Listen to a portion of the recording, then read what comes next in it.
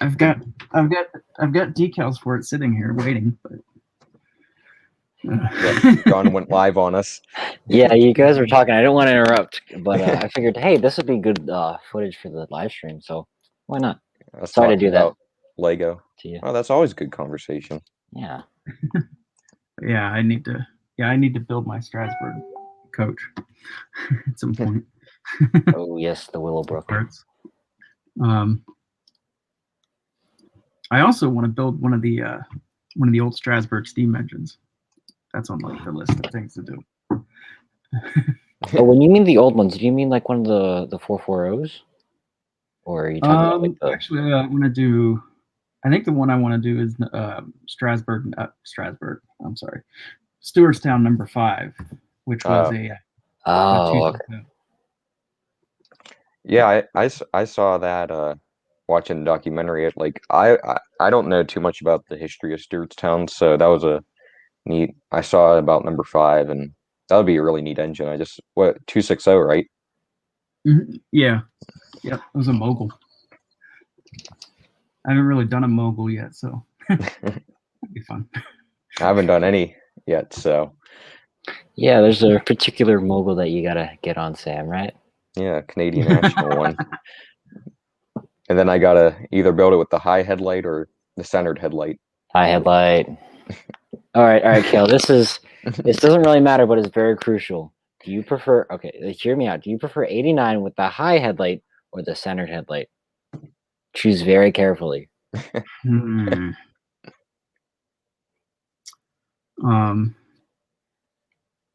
What's it running with now? Centered headlight. I'm trying to picture 89, and I can't picture where the headlight is. It's okay. It's in the centered. Okay. Hold on. Let me see if I can find a picture of it with the high headlight. I'm going through my resources, aka just books that I've gotten. Oh, I just call them my Bibles. I've got the Old Testament, the New Testament, and the Photo Testament. All right. So there it is with the high headlight. There it is with. Yeah, I was gonna pull up some images and then screen share them. So yeah, that would be easier. There we go. I think it's like Lego. Sorry, I interrupted. We got high headlight in the comment. I'm gonna say I like the headlight center on the smoke box. Oh. I don't know. I'm really all right. So that's what it looks like right now. This was it during the 70s. Yeah. And then see, it's got an egg. So this is it during the 90s. Yeah, it's got an egg. So I mean, you can't hate it. I think they just put eggs on everything back then. Yeah, they did. They put eggs on on the grade crossings. Yeah. Put eggs on everything. Plastered it everywhere. Yeah, I mean, there's Sam showed me the picture last night, but there's still one egg left on one of those crossings. I'm gonna pull it up now that you mentioned it. Okay, all right. So there's 2 variations to the high headlight. I did just notice this because one of my buddies, Andrew, was it Andrew? Yeah, I think it was. But there's a headlight that's mounted off the smoke box. It's kind of subtle unless you like actually look for it. You see how it's mounted on like a platform that's in front of the smoke box, and then there's when it was mounted on top of the smoke box. I don't like it on top of the smoke box. That's what a lot of people say, but I don't mind it. I think it kind of works. I think this looks better, but this works. So yeah, I pulled up that photo last night, no problem, and now that we're live, I can't find it. Yeah, that's the point. Everything must go wrong. Exactly. There's a saying exactly. In the show business. That's so funny. Everything must go wrong. I doubt you guys are gonna get that reference. I do have a random photo of Kel's 460 saved to my Google Photos for some reason, but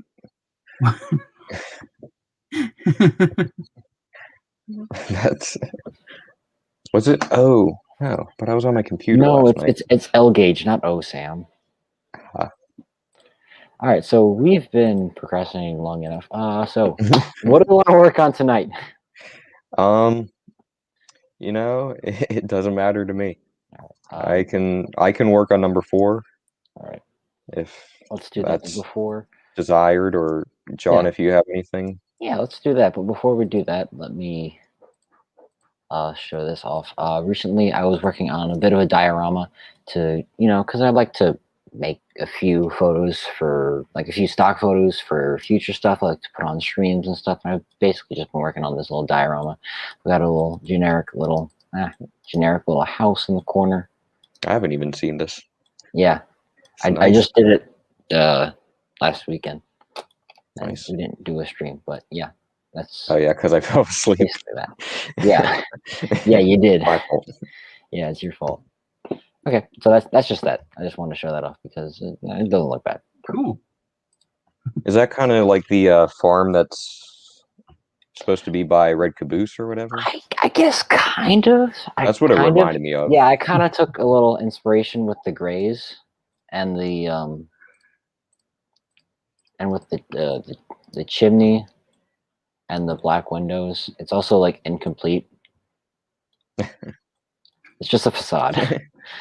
Well, yeah, if you just do it from that angle. Yeah, that's fine. yeah. I mean, that's all No you one need, would right? know. Yeah. And then plus, if I'm gonna take a picture this way, I'll just rotate it around. Have Sweet. chimneys on both sides. Yeah. Double chimneyed house.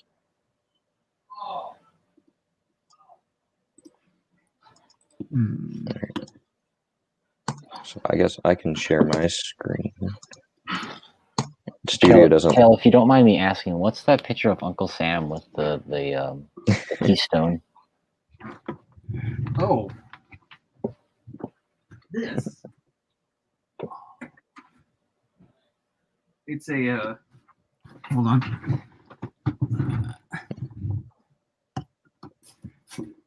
It is. Well, there's a really bad reflection. It is a tin sign that. Wow. That one of my friends in Pendla gave me. So That's pretty cool. Nice.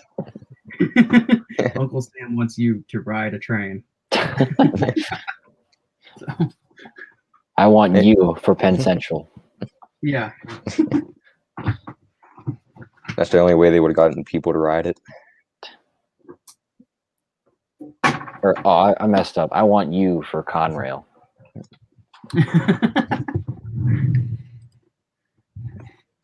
We need you for Amtrak. Literally. Yeah. Can't tell if this is floating up. Oh, that's not right. Oh yeah, Sam. So you know that the bushing the black Technic bushing piece that's on the ground right there. Mhm. Yeah, I've recently found out that the single piece costs like $3. Yeah. Actually, $2.49. One. Sorry, my dad's still watching the Flyers game. I was. Yeah, those black Technic bushes are getting ridiculously expensive. Yeah. The half one is like even crazier. Yeah. I accidentally bought one because I had it in a model and then I uploaded it to a wanted list and then I was like, yeah, okay. And then I just bought everything and I didn't realize until after I got all the parts and I spent $3 on this one piece. Wow, I'm an idiot. It's okay. I recently sold it for $5 on eBay. You didn't offer it to me? Well, I mean, Got to make Yeah, the it was like- profits. sorry, Sam. Do you want it? I don't have any more, but do you want it? No, I'm good. Okay. It was only in one set, and it was in the Vikings theme. It was the biggest set of the Viking fortress. I wonder if the Flyers game is on that I can turn on my TV and see what's really going on. It's gone into overtime, and I think they're going in through the shootout. So it sounds like the Flyers aren't doing so hot right now.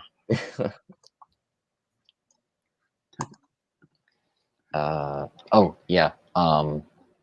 So where I was going with that. So what I did was I found a solution. So you know the 1x1 stud with a hole in the center. Let's say I do. All right, so just go to plate round. Excuse me. Plate round. Plate round. And then scroll down just a tiny bit. Yeah, that thing right there. Mm-hmm.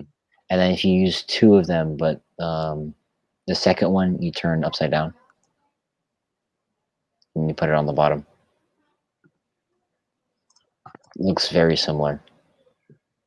Hold on, I need to use the WASD keys.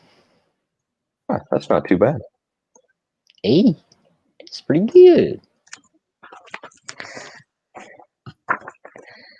I guess I should pull up the picture number 4.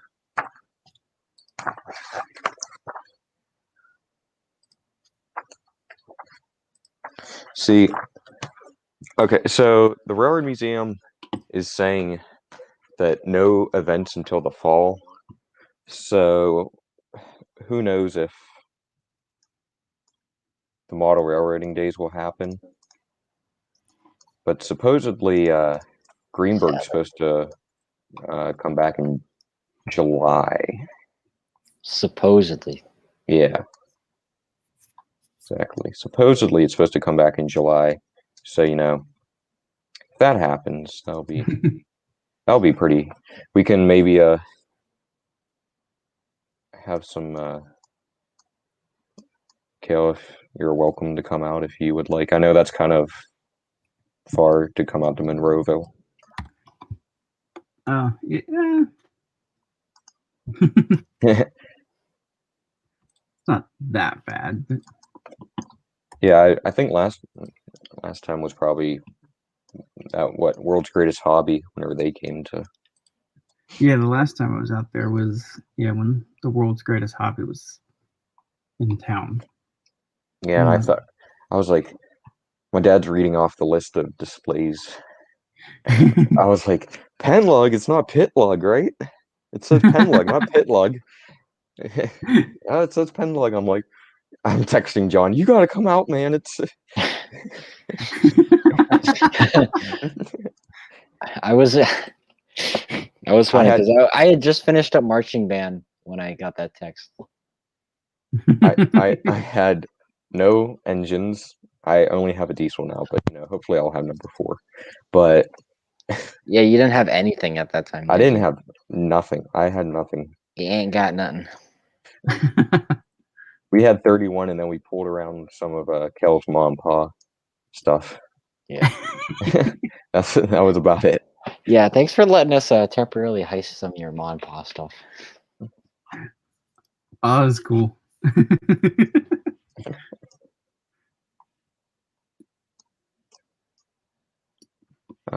These trucks need to be redesigned. Oh, come on, man. The trucks that I designed 4 years ago that you insisted that you used temporarily that I said you probably should redo aren't good enough for you? Yeah.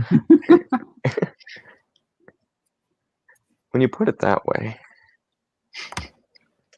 Nah, I'm just messing with you. I figured. Okay, good.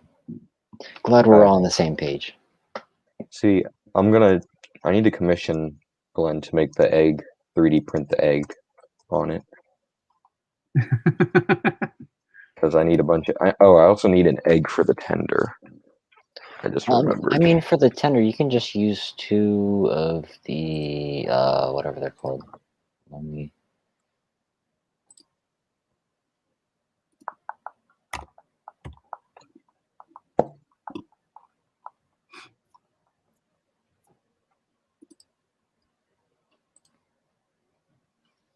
One by one half circle extended stadium with groove. Just use 2 of those on the back. For the egg on the back of the tub.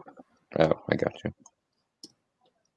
Is it the tile round? It's under tile modified, actually. It's pretty interesting. Matt? Yes, that boy.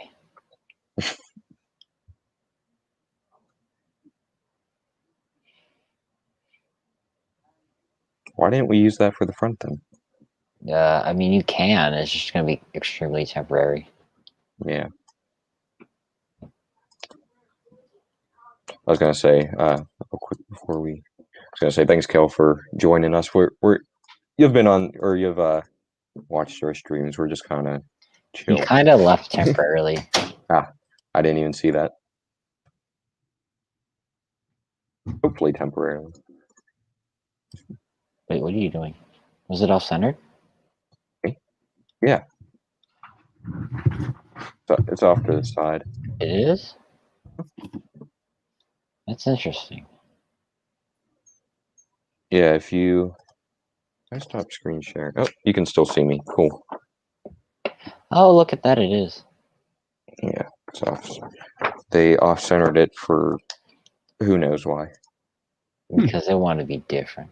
Yeah, exactly.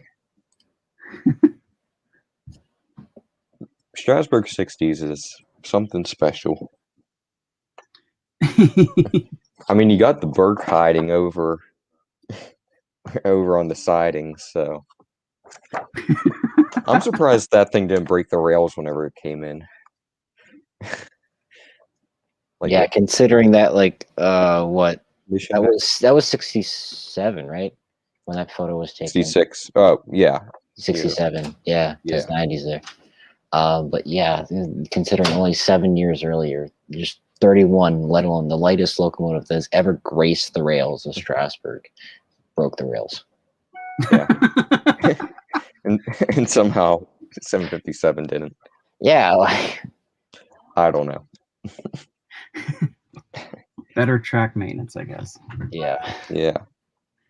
Maybe they used. I think I saw a post there. It's like someone commented, "Oh, the track looks really good," but it was just because it was ballasted. It was still, the ties and rails were still crap, but it just looked nice because it was ballasted.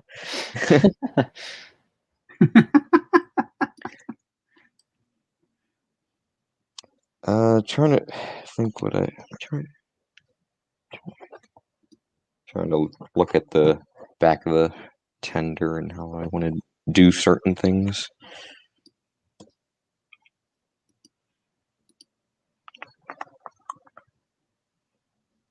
Whenever you're gone, Cal, I was just saying thanks for joining us. I said we're pretty relaxed as you've watched our streams before. So, well, it depends on who's in the stream at the point of us being relaxed. Yeah. I'm trying to figure out how I should do the ladder. If I should just use like flex tubing.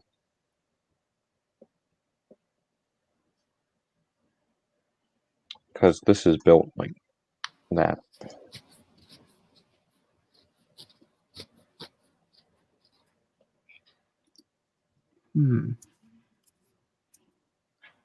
Oh, I forgot. We've got people in the chat. There's an audience watching? Yeah. Oh, Dawson's here. Hey, Dawson. Corey Page is in the chat. Follow Uncle Sam's advices for the best. Andrew, I don't know how to pronounce that last name.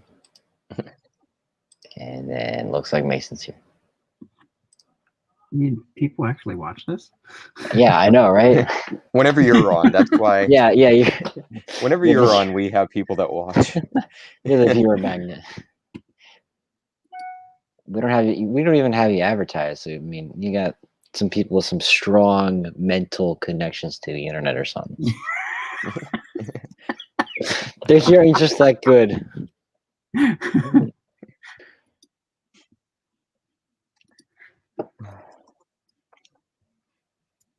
I guess I can build. Can I? This? No. That works. Yeah. Is it A little bit higher? So if I can get that flush with the.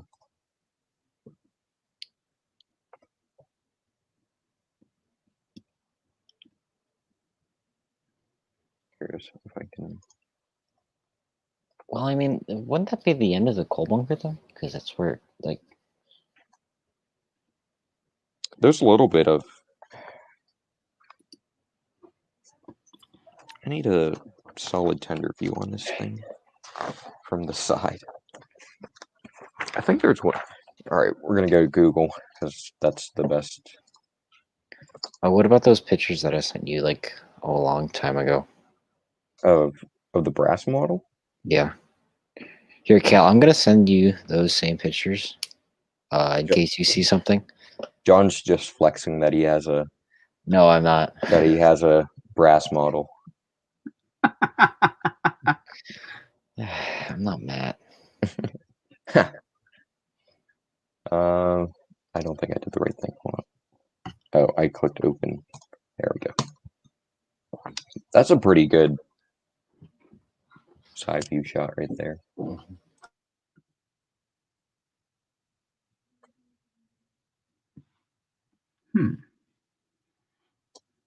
Just looking how close those wheels are together. Eh.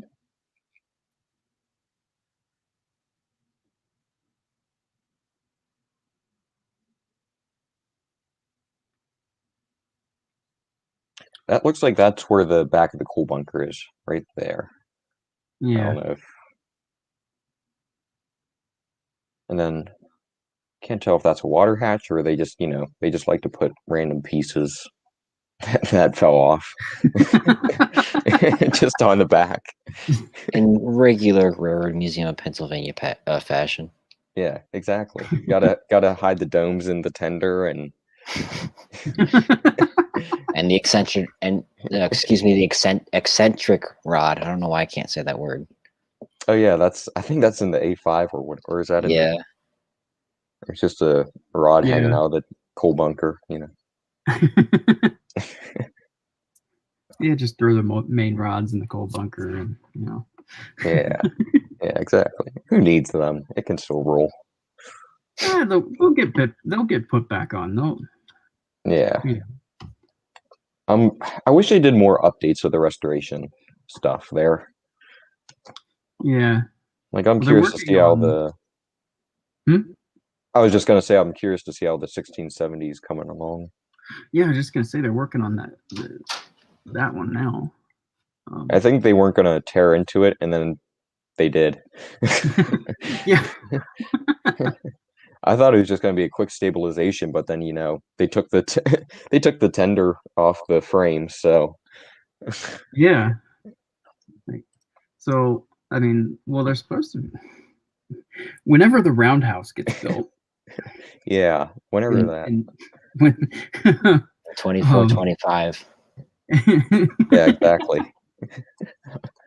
I mean, it should have been built by now, but Yeah, I have like mileposts and from I've been a Friends member of the museum since 2008 or something like that, and I'm looking through old catalogs like, oh, we're gonna break ground this spring, and it's like, well, that never happened. That's about 5 years old now. like, oh man, I don't know. Government red tape. It's terrible. Yeah, exactly. So Dawson has a question for Kale. Uh-oh. He says, "What's your next locomotive?" What's my next locomotive? Well, I have a couple. You heard it here. He has a couple. I have a couple. So, well, I don't mind sharing. So Ooh, I exclusive. I just started working on a USRA Light Mikado, which I built a USRA Light Mikado a couple years ago, B&O 4500.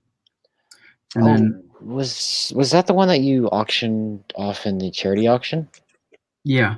Okay. Sorry, donated in the donated to the charity auction at Brickworld. I'm not gonna even ask how you knew that. That was the one.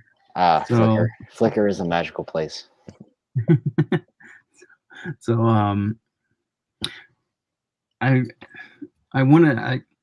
after I donated, I wanted to build another one, a newer version, and I just never got around to it. So I finally started working on that the other day. Ooh. Nice. So, and then I'm also, I haven't started working on this one yet, but probably will soon. But I want to do I want to model one of the Western Maryland I2s, the big decapods, the big nice. huge decapods they had. Not the because you modeled one of the Russian decapods, right? Yeah, I still have that model. Yeah, I modeled one of the that was the I1 class. That was the little Russian decapod, but the I2, they're big. Well, I think they're the largest. I think they're the largest 210Os that were built in the U.S. They're huge, big, massive, ungainly things. So that's going to be one of my next projects, or one of my projects this year. I haven't built a lot of steam locomotives lately, so trying to do more of that this year. Nice. You can't go wrong with that. Yeah. Can't go wrong with Western Maryland. Unless you buy a engine that doesn't, fit on a turntable, but or actually that does fit on the turntable, but the radius is too tight. Well, all of my, like, our pen lug turntable is 6.5 track lengths long. So when we designed it, when Nate Brill and I laid it out, we set it at that length because we figured that's as large as we need to cover anything we plan to build. So the Big boy Western question Maryland mark? Challenger, huh? Big boy question mark? Didn't Theoretically, yes. A big Oh. boy should fit on that. In theory. In theory. Actually, no, it will. We've had other builders big boys on that turntable. So it will fit. When I built my Western Maryland Challenger several years ago, that fits on there, pretty well. So yeah, we're gonna eventually build the Reading turntable over at the museum, but but that'll be you did not hear that voice crack at all. Yeah. That'll be whenever we actually build bench work and that kind of that fun stuff.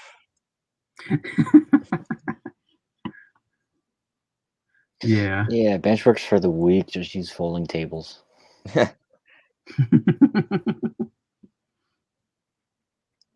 Yeah, that has a whenever we use the folding tables, I didn't realize that they're kind of old. So that was a mess. So they have metal bars like on the edge. So there was it created these massive humps in the layout. Massive humps and dips. Like I brought one single pack of shims, and like that wasn't even enough. We had to end up using a few. I had a few spare Lego plates to even out the elevation. I had to end up using some of those under the feet of the tables. So Lego shims. You got an ad on your video, John. You're doing work with YouTube, getting paid. Yeah. Right? Trying to find. There was one where like 31 had to climb over the. Especially Lehman had a bad one. 31 would derail because of the front wheels would lift up in the air. I think they've gotten a little bit better. It was like that. Wait, go back to there. Yeah, right there. Skip ahead like a few seconds. It cuts out, and the reason why it cuts out is because 31 hops off the track because the elevation is so messed up. Yeah, right there. You can see the base plates floating in the air. Oh, that's the problem with using convention tables. They're never flat. And Andy said that, and the form says that they're 8 feet, but they're 6 feet. So yeah, watch the cuts like coming up like right here. There. Yeah, there. See, that's because I had to pick a 31 and put it back up. And we had a fun time with Kale's, or not Kale. Jeez, Glenn's 460. We there was one clip. It's in my video we're just reminiscing now. We're not even building. After this, I'm going to tell them about the live stream. Yeah. Is that on Facebook? That Yeah, happened? it's on Facebook. All right, I'll pull that up after. But I'm trying to find a good thing where you can really see 31, floating up in the air. I think it's towards the beginning of the video, I want to say. Like whenever it's doing the runaround.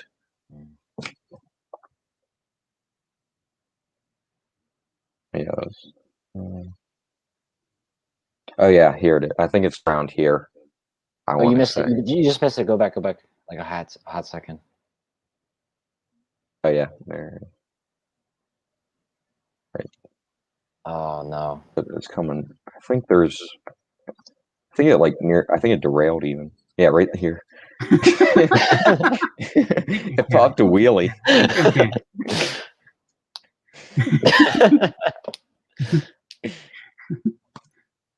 And then it was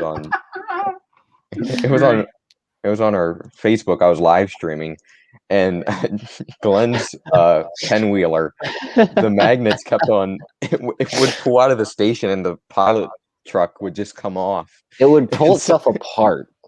Yeah, it would pull itself apart. So I was live streaming. No. You know what it was? The pilot, because it was like an older design and the bricks were kind of old, it would fall apart every time. And since it was using the standard Lego train motors, there was like no slow speed. Like the slowest speed was still pretty fast. So it would just hit the cars. And whenever you would couple the front up to a car, it would like hit it really hard. So it would break every time you coupled up to the with the front coupler. So it would just jerk itself apart. Yeah. And then when I ran it around to the front, Sam was showing off parts of the layout, and shut up. That's my phone. Sorry. Where was I? I swear. Yeah, it's here. Should be. Okay, hold on. I'm sorry. I'm skipping around, but I'm trying to. It's towards the beginning, wasn't it? Yeah. Okay. So yeah, this pilot truck, we had a really hard time. The magnet's also upside down.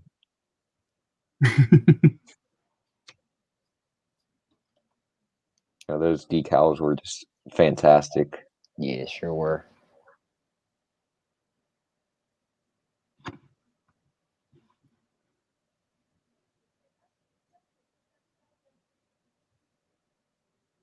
We put sticky tack in it. That's so.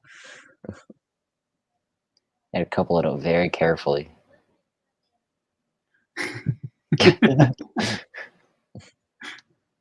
Oh wait, okay, Sam, did you go back and cut it out? No. Oh, it must be right here. It was right here. It was right there. Yeah, so basically what happened was I was running it around, and while I was running it around, Sam went to go show off some of the other stuff that Glenn built, and then he did like a brief look around, and then right whenever I went to go back to John waved me off because the front just demolished itself. Yeah, and then you could see it just out like the left corner of the camera.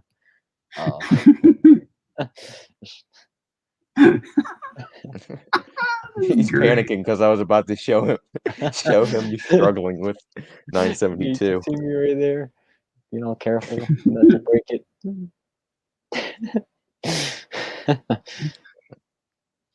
I love seeing that engine in person. That's awesome. What, 13? Yeah, 13. And then it's real. Yeah, that's one of his best engines. And then watch this. So then I was like, oh, never mind. So I just walked the other side of the layout while he was fixing. You can barely see it. Oh, I went back.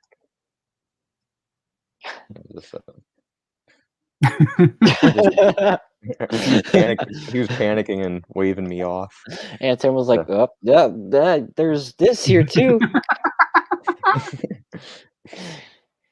This is great. Yeah, love Lego. Yep.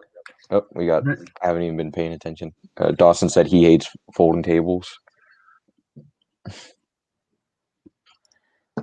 Top Don't Hat we on all? floor. Welcome to the stream. All right, But so yeah, those metal bars gave us a challenge for the weekend. yeah, gotta love a challenge, right? Yep. What's life without the challenges? Should probably just rebuild the whole truck, really. Yeah. Sorry. That sounded pretty mean, but It's true. so Kale, You gotta this is get a the part. side view. This is the part of the stream where we say, "Help." Yeah, this is the part where I go, You all still right, got a let's work on picture of something number else. 4. Insert dial tone And then we sound. deal with a floating tender also. Just, put that on the ground there.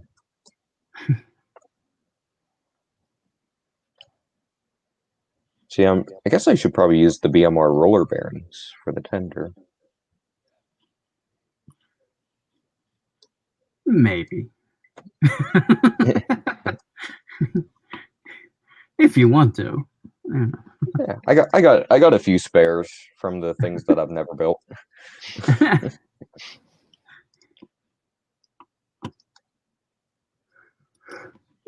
I only built that Reading, the Reading Northeast. I hate that. Then Reading Northeastern caboose, the Reading.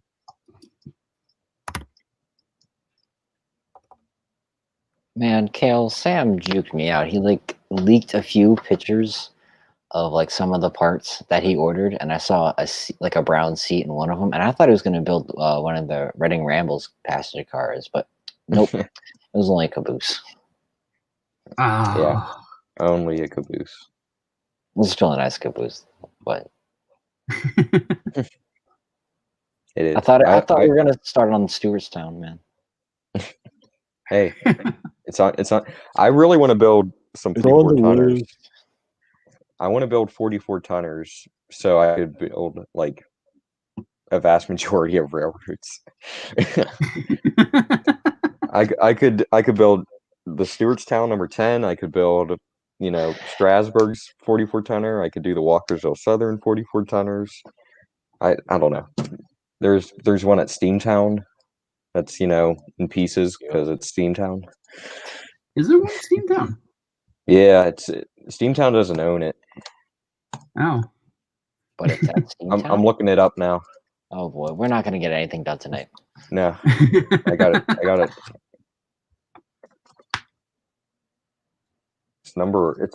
always forget. It's like Ontario something. Dawson just said, I always go by the rule of when in doubt, come up with a ridiculous snot technique that will make you question your hobby. Well said. I agree. I agree 100%. Well, this isn't now. They took off the hoods and then just decided to put tarps on it for a couple years. And let's take a look under the hood.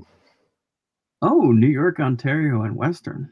Yeah. Wow. Here's number 26 moving it around. Oh, wow. I want to go with that. This was posted in 2020, but it's obviously not 2020 because Steamtown said no to running. Because government. Oh, the government.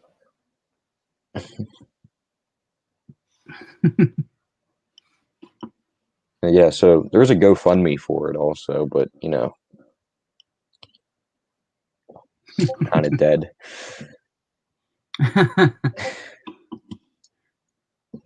I guess 44 tonners are not that in demand in the preservation. Yeah, because I guess there's so many of them. Is it really I guess you can fire up a diesel, right? But it's kind of... And fire up them spark plugs. Yeah. One at a time, though. Diesels don't have spark plugs. You're right. But yeah, technically, I guess, yeah, you're firing up a diesel.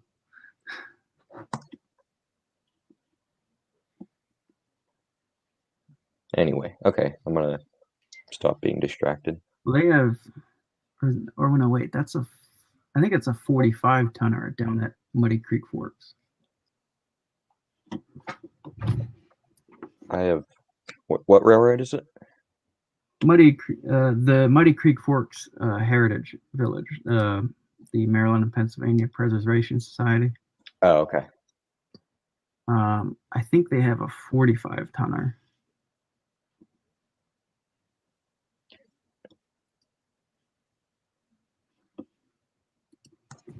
I always know that they have the big 82 or whatever.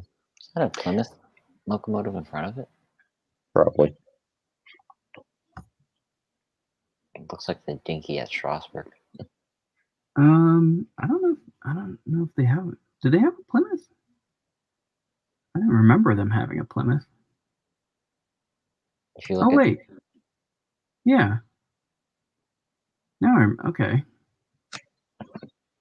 They do. I always forget about that. hey That's a Sam, little you bit. have like a Lego design that's like similar to that one, if not the exact same. Yeah, When are similar. when are you gonna finish that one up? I have no idea. Sam, Where stop it. You're where do I getting even have? distracted. I think I even have it. Do I just have it in downloads? Where do I even forget where I even put it? Oh, yeah, here it is. I pulled it apart because I was trying to figure out stuff. That's me testing the coupler height by putting a whole coach behind it. I mean, that's how I did half the work on my Plymouth.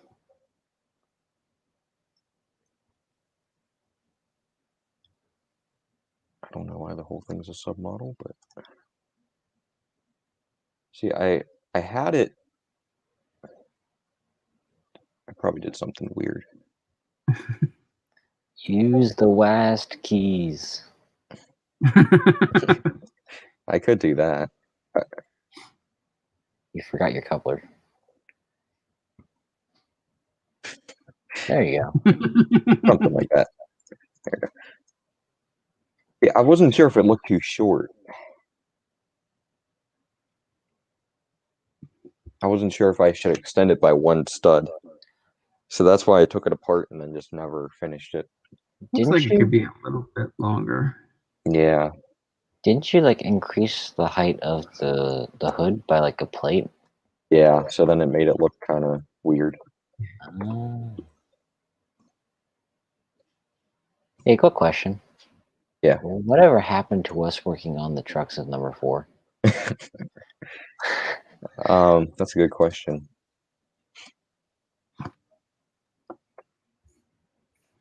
We're brainstorming. Yeah. We're looking at other models to get ideas for techniques. Yeah, exactly. And then I also realized that the coupler height is just a bit too high, but it's okay. It better be okay. It's all great. Sorry, in the neighborhood. Oh yeah, I did this on the station where I put just a bunch of plates instead of putting brick. Like, I don't know why I just didn't do that. Stop that.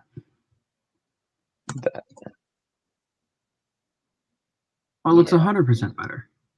Yep. That was the key. Yeah, I don't even need to I was explain missing the it. window. All right, time to place the order. Click buy. Buy it all now. Yeah, I don't have any of these. Should be what, maybe like $5, $6 in parts. The Plymouth that's in front of that, when it was in red, it cost me like $20-ish. That's So not too bad. yeah, not really. But half Including- these Okay. Quick side rant. Bricklink seller. So I ordered some flex tubing that was in new condition, right? Yeah, So- right. Mhm. So the seller, in order to fit it in the packaging, they decided to bend it.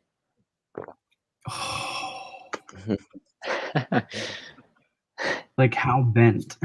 Like bend it in half. Oh, What? jeez.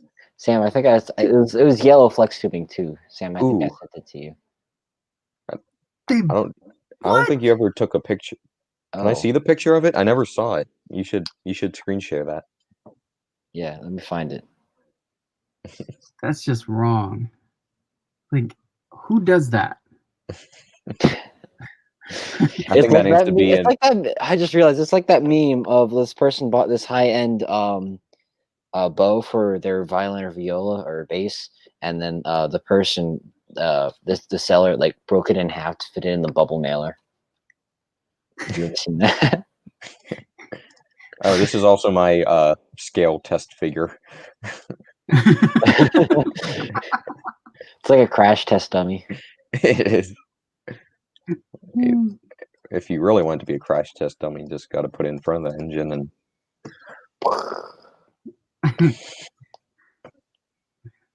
He's already pretty messed up. I mean, he has no arms. It's just a flesh wound. I don't. I don't. I don't know what accident he was in, but that must have been a pretty gnarly accident. It's just got into a little sword fight with a certain king.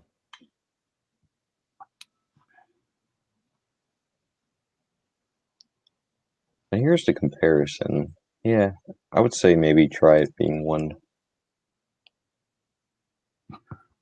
Wow, that's actually not as long as I thought it was.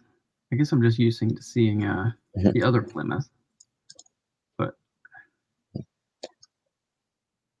I think maybe a stud, but I'm probably not more than a stud. Huh. Yeah. Well, I don't think I took a picture then.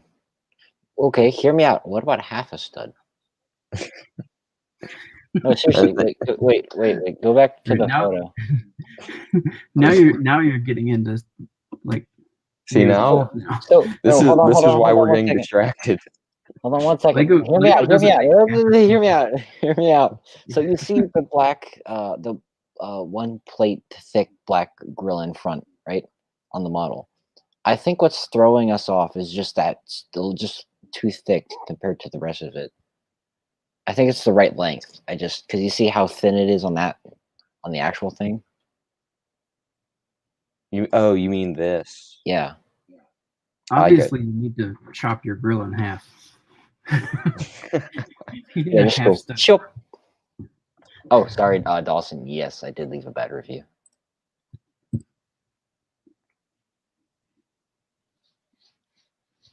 Sorry about that. I could probably just be like Glenn and cut up some monopods for some brake rigging.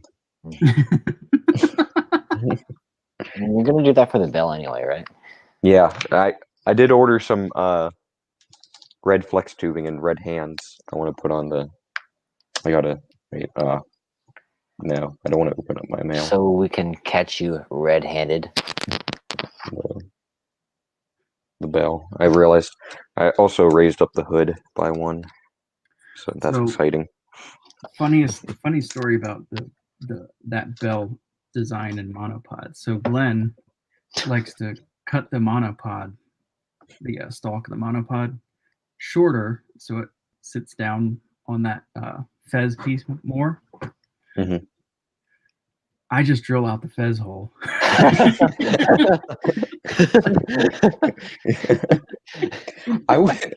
That's what at first I thought like you had to do, and then whenever they're like just cut the monopod, I was like, oh well, that could work. I mean, like, but I guess the plastic that Brick Arms uses, it's so soft and malleable. I stubbornly refused to cut a monopod for that, so I just drew out the fez hole. Why? You're making it harder on yourself.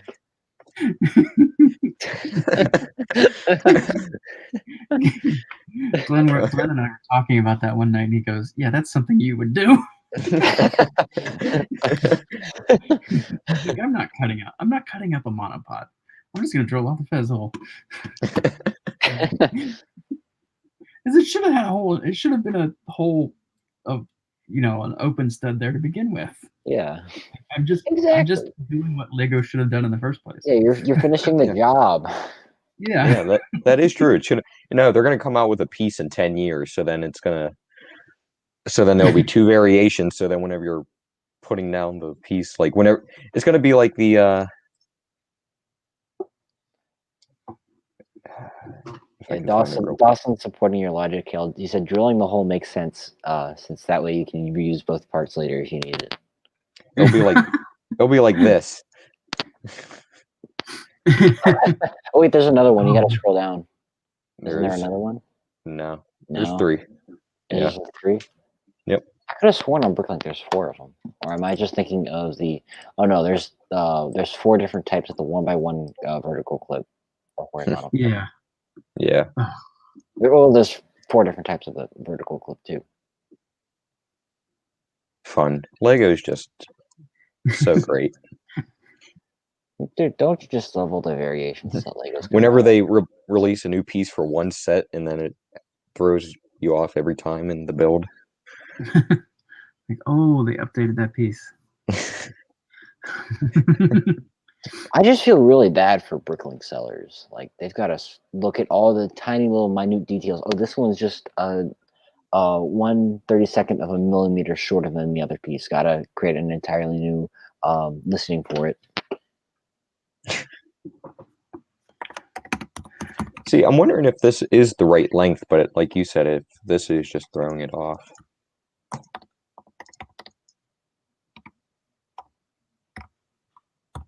That is a valid point. I do be smart few time. Do we have scale drawings for this? Sam, didn't you take a few? Oh wait, hold on. I'm gonna see. Hold on. I have. Because you reminded me. We like took a few measurements of this on 3 separate occasions, right? Of the carts that it pulls, not of it. Oh, this is not the right book. Is it yeah, I want to build the cart. Also, I want to build a face for it. Hold on, I want to make it rusty, and then put it on the Penlug layout so all the kids can scream at it. Can pair it up with my faceless Thomas. Every time I order the 1x1 tile with the clip on top, I never know what I'm getting. It's usually a mix of all 3 types. I didn't know there were 3 types. Yeah. I just thought there were the 2. I found this at the Monroeville show back in November. Oh wow. So and it has like all the different types of Plymouths. So let's see, but this will probably be the one that it doesn't have, unless I just found it. Unless I just found it right now. Does that look like it? Yeah, I think that's it. Or wait, the one. Yeah. I feel like every Plymouth is just slightly off. Yeah. Like no 2 are the same. Is the one to the left of it the same, or is it? No, it's definitely not it.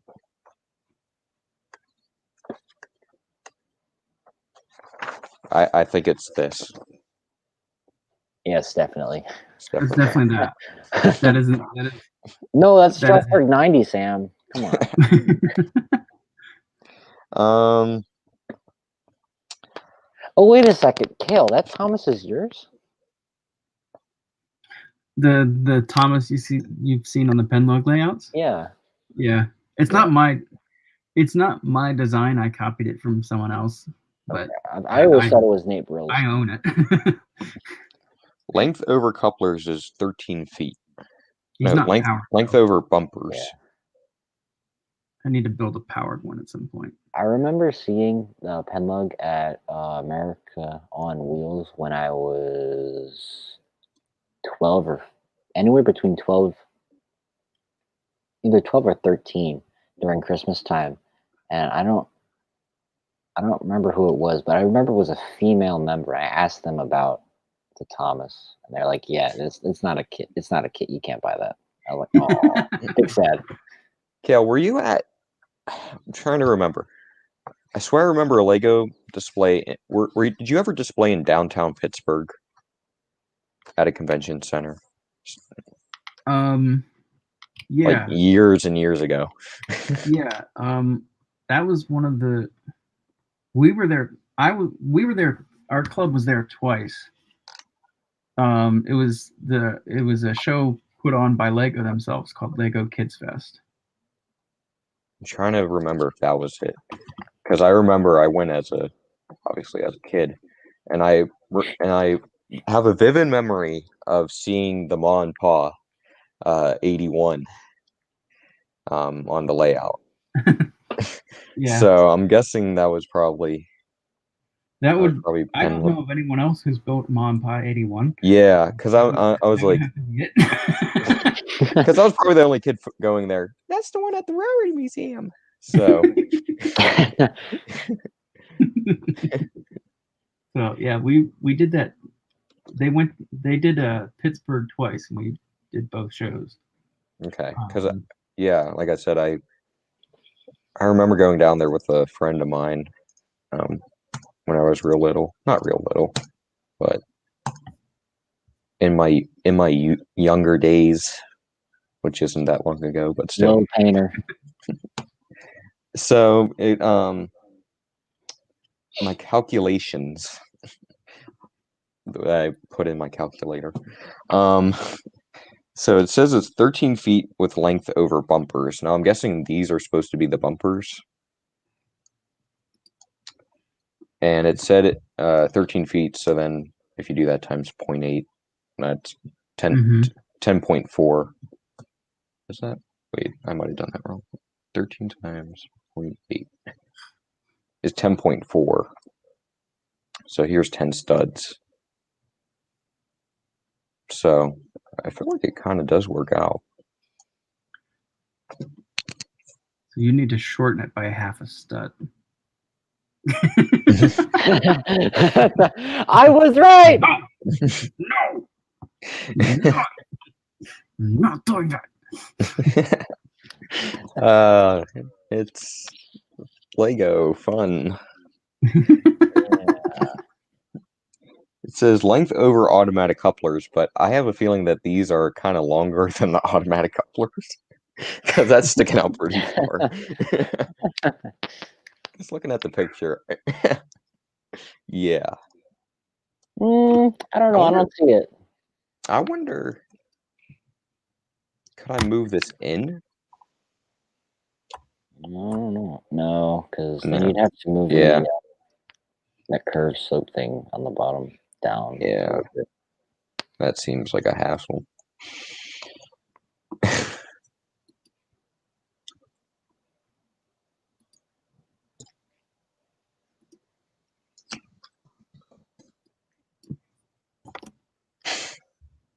There we go. Sam, don't get yourself banned from my stream again. They took off the headlight for that. Oh yeah, they did.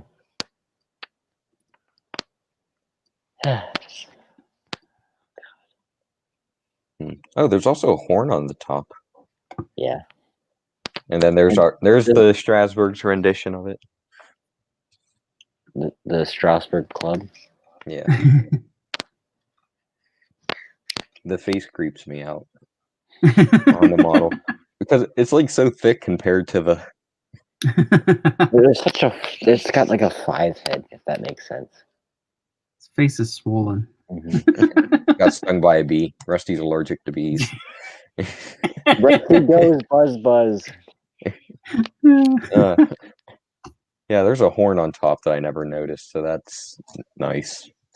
Great. I thought there was a. Oh, I thought you did have a horn on there. No. How did I never notice? There's not one there though. Okay, we're just gonna model that version that it doesn't have a horn. It'll just violate some safety precautions. Beep beep. Unfortunately, that these don't exist. Wait, maybe I'm just using the wrong type of clip. Just paint them. Yeah. You are the painter. Yeah. Well, yeah. Yeah, nothing's wrong with painting parts, right? Right. I mean, I did it before. See no evil, hear no evil, speak no evil. In my mind, I like to just think, hey, I'm just temporarily painting it until Lego comes out with it. Yeah, like It's not painting. You're changing the color. Exactly. in my mind. So whether or not you're painting. Oh, wait, a these part- do exist, and I just picked the one that just doesn't exist.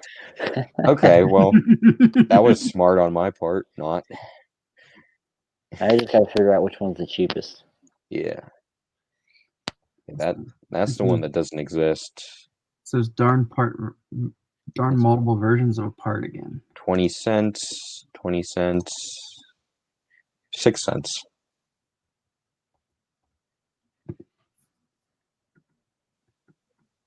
So we're gonna go with that. Really, 6 cents just for one part?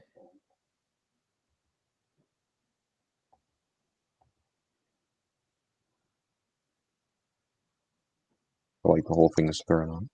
Because now it's trying to line up with the flex tubing instead of the.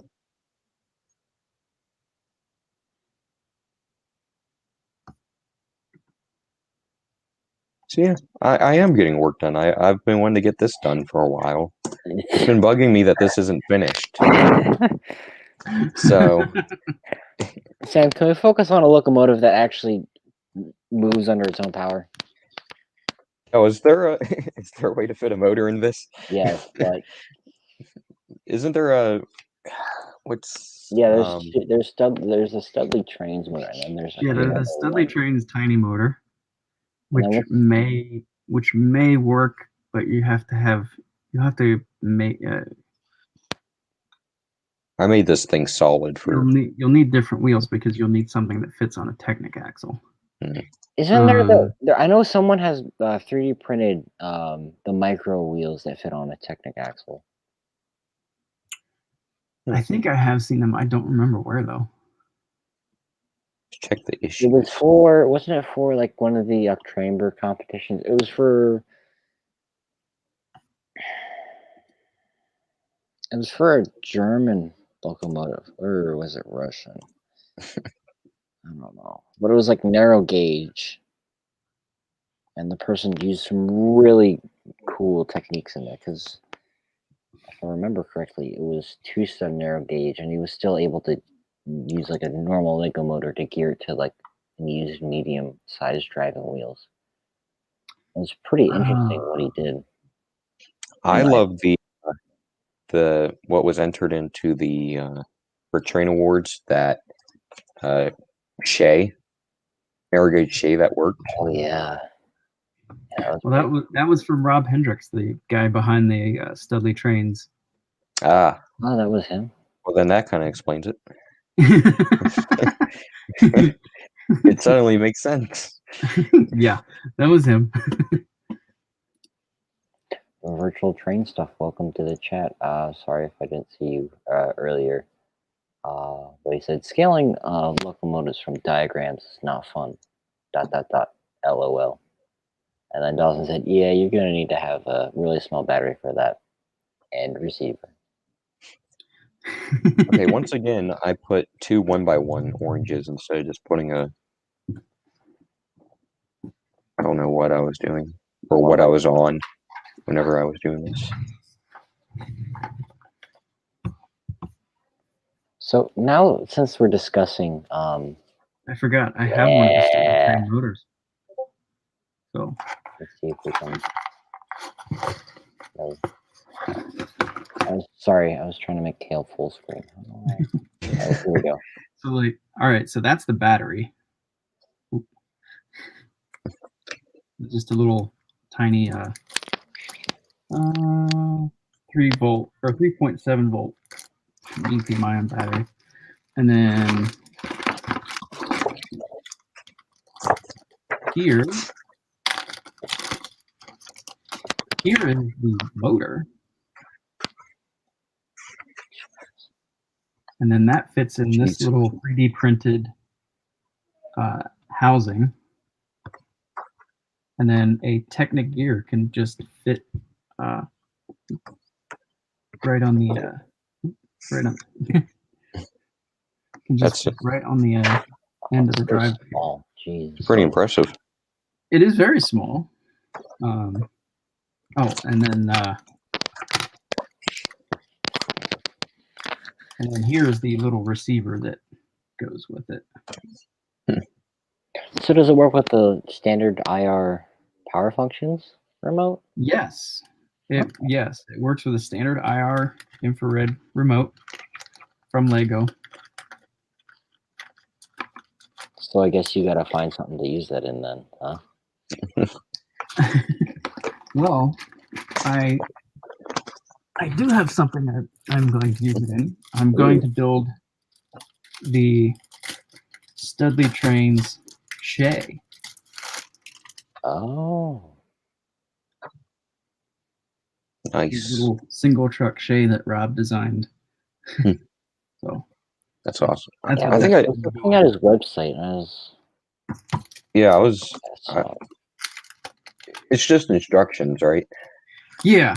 Okay. Yeah. Yeah, because so he's the guy that okay. does the light stuff, right? Brick, Hmm? like he does lighting for Legos, right? Is it light stuff or brick lights? Yeah. Or... Yeah. His he does his lighting company is Life Lights. Life lights, that's it. Yep. So yeah, he does LED lights for Lego models. And he's doing this now. He's also got a little Climax and a little Heisler model. He's got instructions for those as well. Yeah, Sam's got it pulled up right now. Yeah, I'm screen sharing that actually. And he also does the magnetic style couplers with the neodymium magnets in them. That's I'm using. Wait, I have them right here. Wait, did I put them on? Yeah, I put them on number 7. All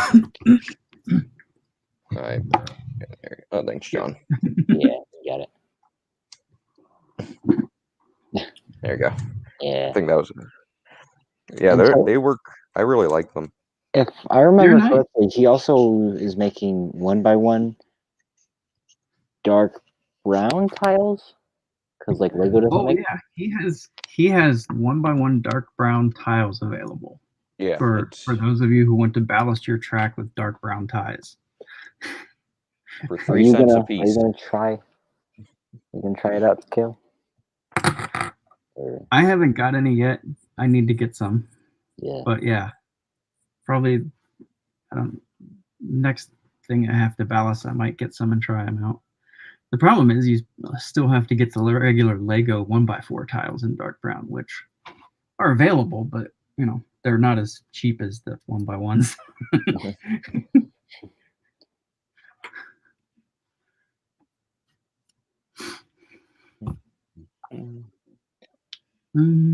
So since we're working on part substitution, let me open up my Cherry Hill.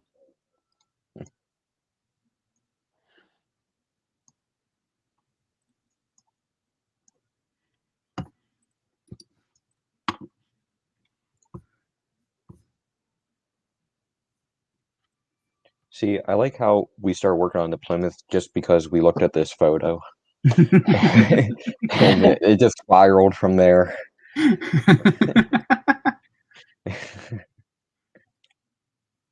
Oh yeah, I was gonna bring up looking at the number 82, how Stewartstown has, or the Friends have that Mom and Pa 84, and Yeah, it's like 84. I don't understand how that thing is gonna run on the track that they have now, without ripping it apart every time it goes down the line. Yeah, I mean they've been working on the track, but even the stuff they worked on, I don't know if it's strong enough for 84 because that's really old. They got really old rail there, and yeah, it said 60 to 85.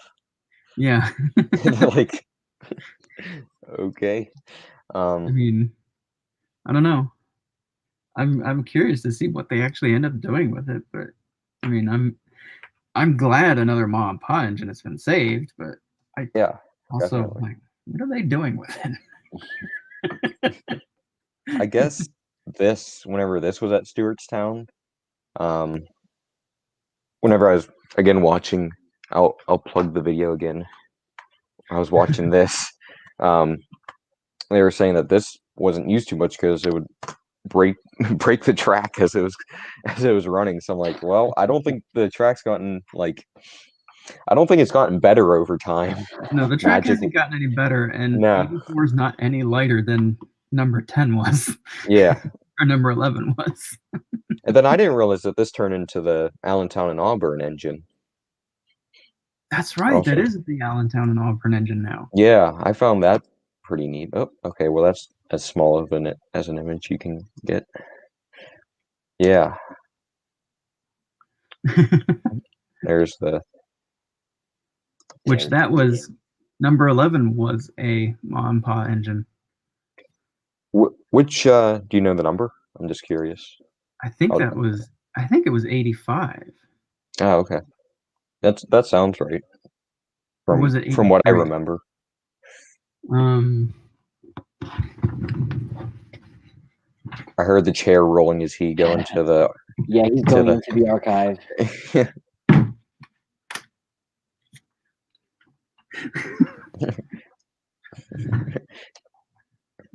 Find my Ma and Pa diesel book. All right. Wow.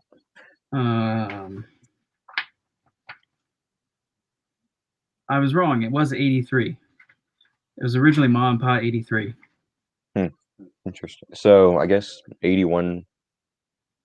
Do basically all of them survive those type of diesels? Like, I don't know if the book says it or whatever. Because I mean, 81's at the museum, Broward Museum. 82's at Stony Creek. Muddy Creek Forks. Muddy Creek, not Stony Creek. Yeah. And 83 then is at Allentown and Auburn. 84 is now donated to the Friends. Yeah. Which leaves 85, which I don't know what happened. They don't say what happened to 85.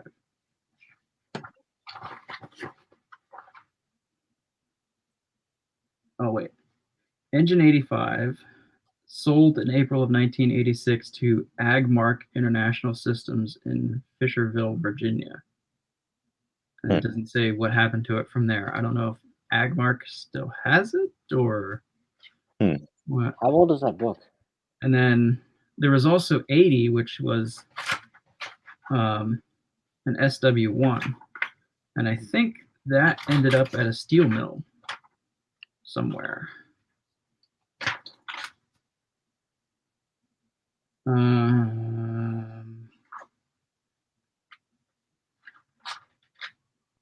Oh, okay. I didn't know if you're.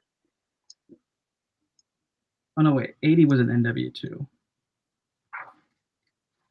And I'm not sure. Oh, yeah. 80 did end up at a steel mill. It ended up going to Republic Steel. And it was converted to a remote controlled unit. And I don't know if they're still using it or what. It says Republic Steel was founded in Youngstown, Ohio. So it's probably in Youngstown. Actually, there's a picture of here in Canton, Ohio. Ah. Which I don't know how close that is to Youngstown. Google Maps time. I'm not sure either off the top of my head. And I should know because I live closer.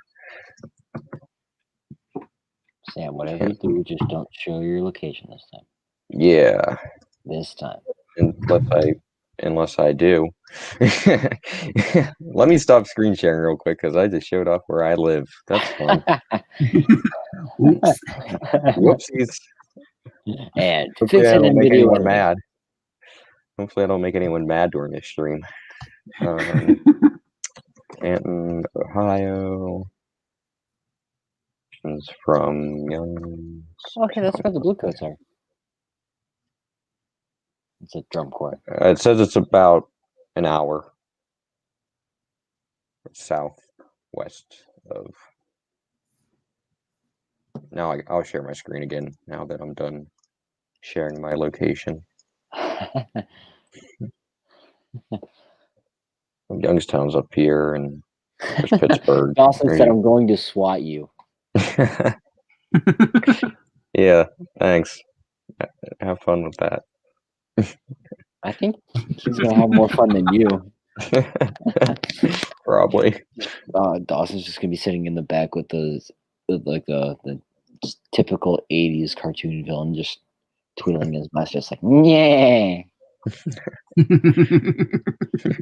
Bring the Conway scenic stuff. You can run it in my living room.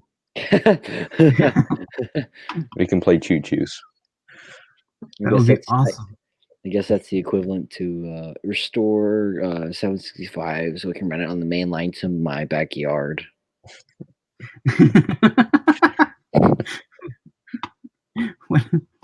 When is 611 coming to East Broad Top? I mean, that's actually possible. East Broad Top does still technically have standard gauge lines. I saw someone made the point that they could technically triple head it.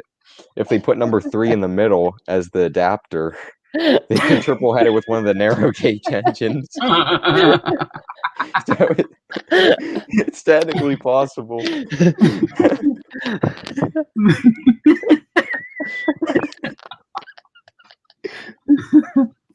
Just picturing 611 going around the Mount Union yard with number 12 on the back.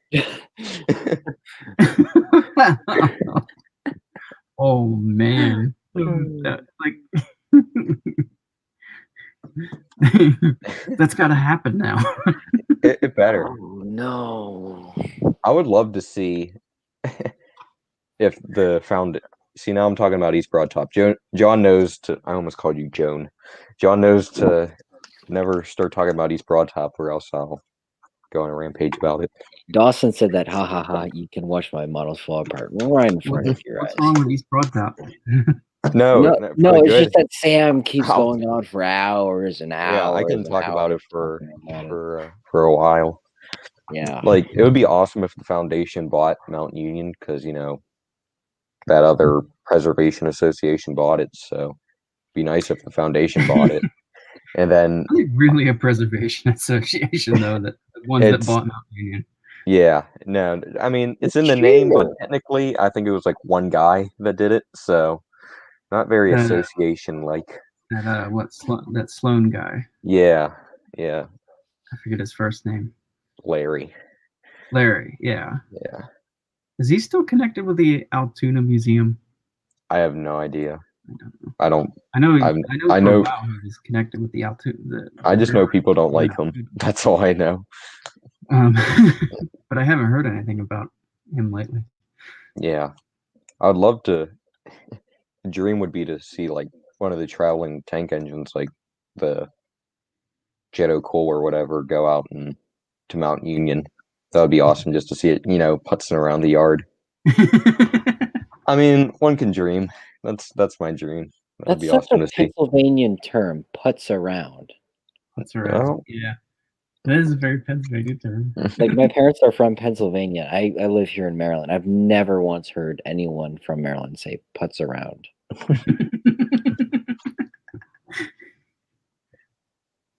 Do you also hear them call it pop? No.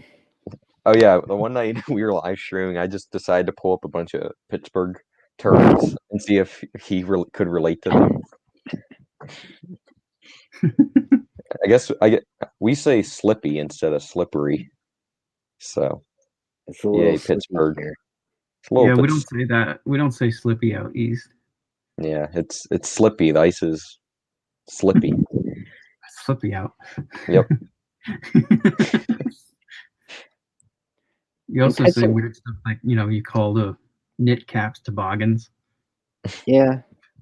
I mean, I do that too. Or we just call them beanies mostly in Southern Maryland. Down there in Maryland. Down yonder in Maryland. Like, I live in the southernmost part of Southern Maryland, so pretty close to the south. It's interesting, you know. Dawson would like to know your location.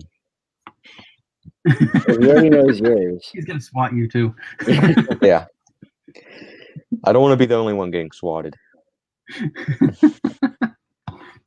Don't worry, Sam. I'll SWAT you with Dawson.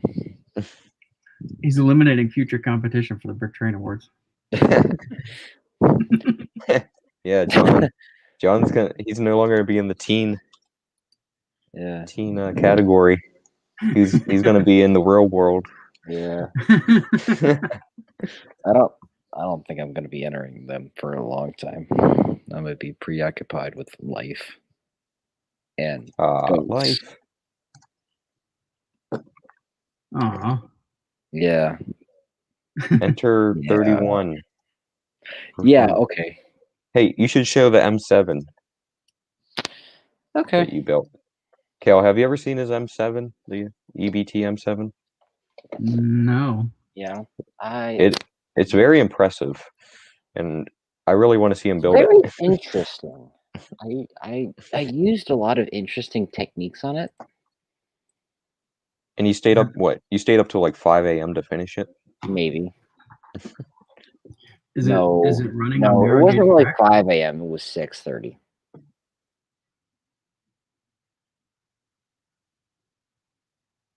See, you should build that. You should build that. It's technically motorized here if we turn. Oh, I like the person in it. Yeah. And I like that he has arms. Nice feature. It doesn't look like he's physically capable of getting out of there without a can opener, but Yeah. I mean, like, the interesting about the M7 is that like the cab is kind of mounted half on there, so it's really, I didn't know that. yeah. Wow. It's I wide. didn't realize it was offset like that. That's weird. I didn't realize that until I went there for the first time back in December. I'm like, there's a person standing on the side of it, but the other side is fully. Holy cow. Yeah. What kind of voodoo have you got going on there?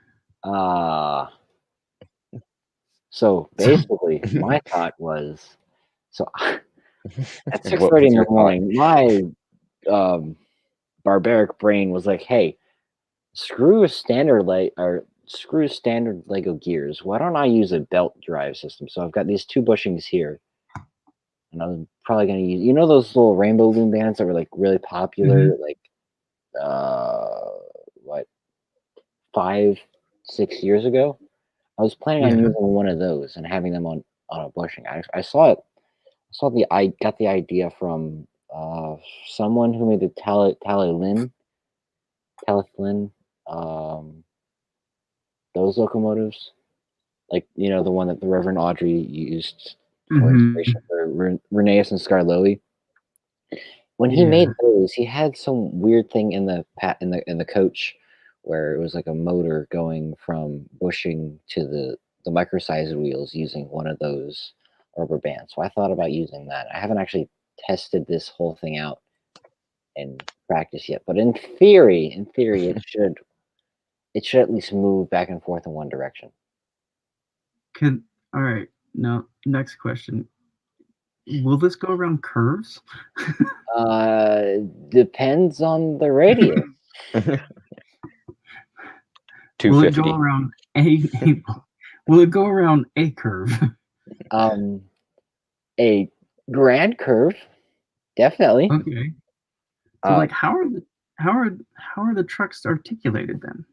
Oh, they're just so this truck right here, it's only connected. Oh, by the way, I was planning on cutting apart this part because it's half Technic lift arm isn't available in 3 long. It's only available in 5 long, so I was going to cut that, but that's just unnecessary. The only way this truck is connected to the rest of the body is through that truck, and this truck is studded into the frame. Where I can show you. Okay, so the truck that's under the motor is just rigidly mounted to the frame. Yeah, and And it's then not the other it's not truck powered. basically pivots via the universal joint. Yes. That is crazy. Very, like I said, very interesting techniques. that is that is some crazy witchcraft. Yeah. Whenever he showed me, I was like, I have no, I don't even know how he started to do that and figure it out, and yeah. I love it. This is like that is so out of the box thinking right there. Yeah. You need to build this. Yeah. Yeah, I know. Ho- And the and thing hopefully is, it it's works. 3-stud narrow gauge. It's not 2-stud narrow gauge. Oh. Yeah. We like to be unique. I started working on, here, I'll show off, and this is nothing. I should have went first before John did. I don't want to follow that, but John, I don't know if you're screen sharing, but this is the little dinky M6 that they have there. And so this is Oh, thank you, Dawson. Sorry. 5 studs, and so I was like, or 3-stud narrow gauge or whatever. So then I said to John, I'm like, well, someone's got to build the M7, and he just did that and blew it out of the park. So yeah, that's fun. Dawson also said that he didn't win this year, so he's not screwing around anymore. If you want to, if I think you want to know Glenn Holland's location. I don't think you want to know John or I's.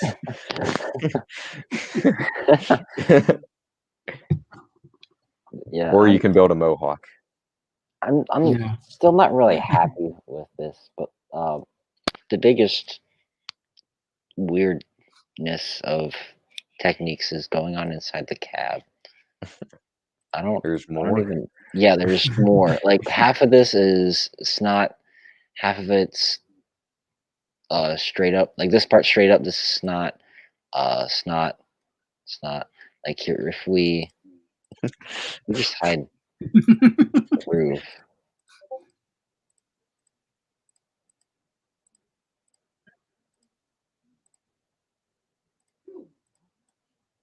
Oh my gosh.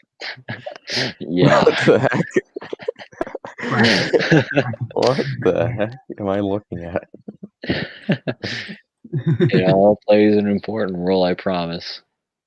Did you even put was that the throttle? Oh no, that was a minifigure hand. Oh, I thought that was a throttle that you added in. I was like, I'm about to be very impressed right now. Yeah, it's a minifigure hand that I morphed into a brick. Yeah, exactly. But yeah, it's Your poor engineer had no legs. yeah. I mean, he couldn't really fit in.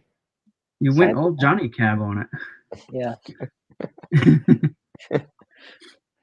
I'm pretty proud of this bit right here. This took quite a bit of time. I would have just been like, we'll just say the door's open and not even put it in. Yeah, but the problem with that is, then you've got all this stuff on the inside. That's why I have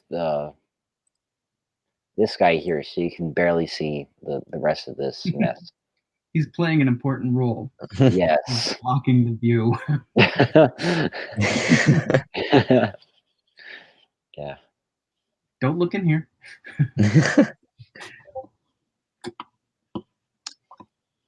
Yeah, I'm still not really happy with it. I just feel like it's too angular in certain places. But oh well. Here, I'm gonna try now and pull up my video from EBT to kind of show that cab angle. There it is.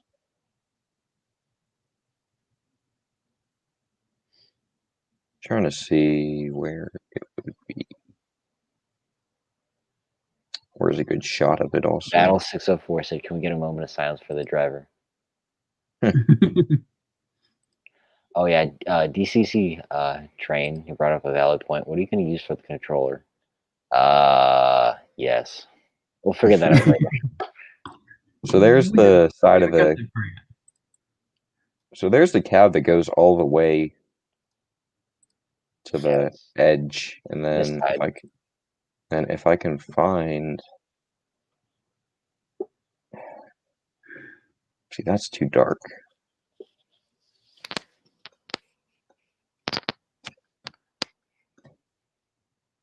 Yeah, you can see there's just a tiny bit of room there Huh. for where you walk up and then walk into the cab right there. Like, I it's really never- noticeable if you find a head-on shot. Yeah, and I can't find a. I found one. Oh, I before. never realized that cab was offset like that. I never did either. Yeah, it was funny. Like, if there's did we do that on stream?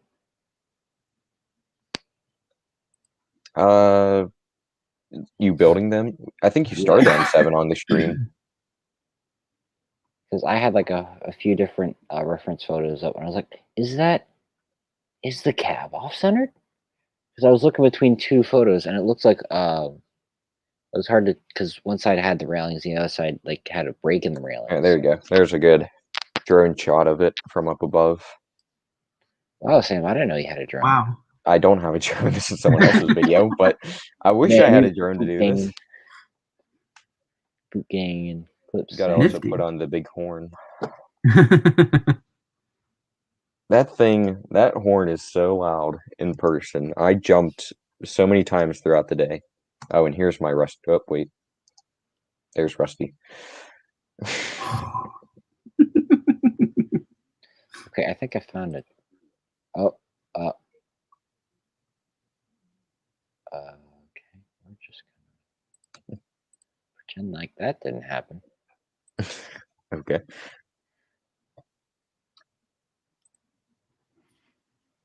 Kel, I remember you said, didn't you go to East Broad Top in 2011 before they shut down?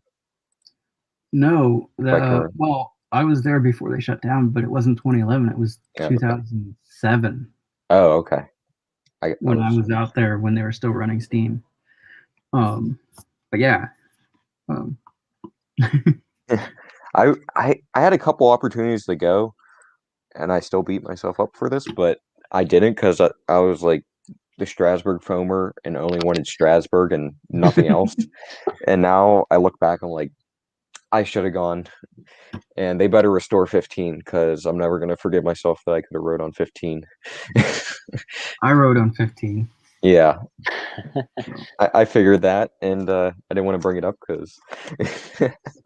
But it's funny, like, I went out there with my dad, and my dad wanted to go out there not because of the East Broad Top, but because of the trolley museum. Because they have York 163, one of the trolleys that used to run in York, and he wanted to go out and ride that. so we went out there for a weekend, and we rode York 163, and then we went across the street and rode the East Broad Top. Well, that's fun. And then we came back and rode York 63 a couple more times that day. Since you brought up York 163, I think I rode that one at Christmas time. Really quickly, before they operate that one a lot. Yeah, I think that's nice. it's one of the ones. The Johnstown ones and the York don't take up a lot of electricity, so it saves them money. So that's why. Yeah, they're usually the York and the Johnstown ones, they definitely run the most, it seems. Yeah. Sorry, John. You go ahead. So I was gonna say, before we get into something completely off topic again, I just wanted to show you the photo that I found that you can kind of see the cab. It's a little off center. Nice. Yes, it is. That is yeah. Trying to find. I want to put in the chat. There's some. I don't know if they're on YouTube now, but I guess they were kind of around back. Maybe it was a show in the 80s, Rails Around York. Rails Around York. Yeah, that ran on the local cable access channel. Yeah, I in the 90s. Oh. I remember seeing them on TV. But yeah. They're all uploading to YouTube now. Yeah. Yeah, but Actually, the number 12 there was on New York's 163, the trolley. Oh They yeah, just that's uploaded, they yeah. just uploaded that not too long ago. Yeah, that's what I was going to put in the chat. I was going to say, since we're talking about 163, they did a thing on the restoration of it, so I was going to put that in the chat. But Man, that's a really cool trolley. I mean, yeah, just the fact that what they started out with when they were restoring that and there you what go. it looks like now. Yeah, It was literally used as a cabin for years along McDoris Creek. there you go, right there. Yeah. Like they had, yeah. After it was retired, someone bought it and turned it into a cabin, and Sounds like it fun. was it was missing all the trucks and all the hardware, and it's basically just a wood body. Yeah, and the Rock Hill guys got it and completely restored it and have it running now. That's just like the work they put into that is just amazing. yeah. That and in the video, it's like amazing how many people went to the grand unveiling. It's like Yeah. probably wouldn't get that amount of people today, unfortunately. Yeah. Going out to see, trying to It's find where they it's rolled it out. it's actually a pretty rare trolley too. It was built by the Brill Company, and if you look at it, you'll see the lower sides of the body kind of curve in a little bit. So apparently that was like a patented design by another trolley company. I think like the St. Louis. I think it was maybe the St. Louis Car Company. Hmm. Like the way those sides curve in, that was like a patented design that they had. And Brill built these cars and actually ended up getting involved in a lawsuit with the other company over that because they claimed they had stole their like design. Wow. So not many of those Brill curbside trolleys like that were built. That's cool. They did build a couple for York, and that one survives. That's awesome. Kind of neat. And you got to figure too, like if it wasn't a house, probably wouldn't have survived. Like, Yeah, that's almost what saved it in a way. yeah, it is. There's still a couple like old York Railways trolley bodies around York County. Like a bunch of them ended up getting sold off to people that used them for cabins and other stuff. And even like I know of like two that were actually like built into a house, and Wow. like you can actually like drive by and like if you know what you're looking at, you can see like the fronts of the two cars sticking out the side of the house. It's so weird. That's awesome. So yeah. That's awesome that you can see that. Yeah, John. Well, but I'll bring up the Waynesburg and Washington, that wooden coach that's there. It was a house in the 80s, and they covered it in tin. So that's what saved the whole wooden body, is because it was covered with tin. So that's Yeah. how the original wood survives. Tell me about the Pensy. Pennsylvania lettering on it. So I've been volunteering at Waynesburg, Washington, and I was down there last Saturday, and so the car got pushed over to the second track, and we were looking up at the letterboard, and Jim pointed out and said, "Is that a P on the letterboard?" And so he got like a random piece of wood that was like shredded and used it as a pointer. But yeah, you can make out a PENN from whenever it's lettered Pennsylvania. So that was really neat that you could still see the stenciling from probably the early 20s. I mean, you gotta figure that's like probably the only place where you can see actual Pennsylvania lettering that was done by the Pennsylvania Railroad. Yeah, unless it's covered up somewhere else. Well, a couple of the cars at Strasburg are still in their original Pensy lettering, aren't they? Oh, really? like some of the wood passenger cars that are there, aren't those as restored by the Pennsy? Hmm. Well, I thought it was Penn Central at the time. I don't know. I'm I not didn't know if sure. it was Penn Central. Yeah, I don't think Penn Central would want to deal with that kind of stuff and spend money. Penn Central got rid of that. That's a fair We point. got the Museum of PA.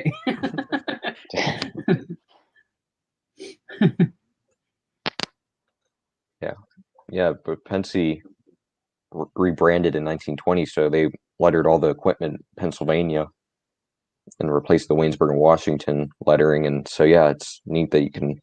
Should have taken a picture next time. I'll Yeah. have to take a picture. So they're restoring that car. Well, they're restoring that car and the engine, aren't they? The coach is the main thing. The the steam engine is we'll see kind of thing. No. The main thing is an ultrasound needs to be done on it. Yeah. That's But the big thing.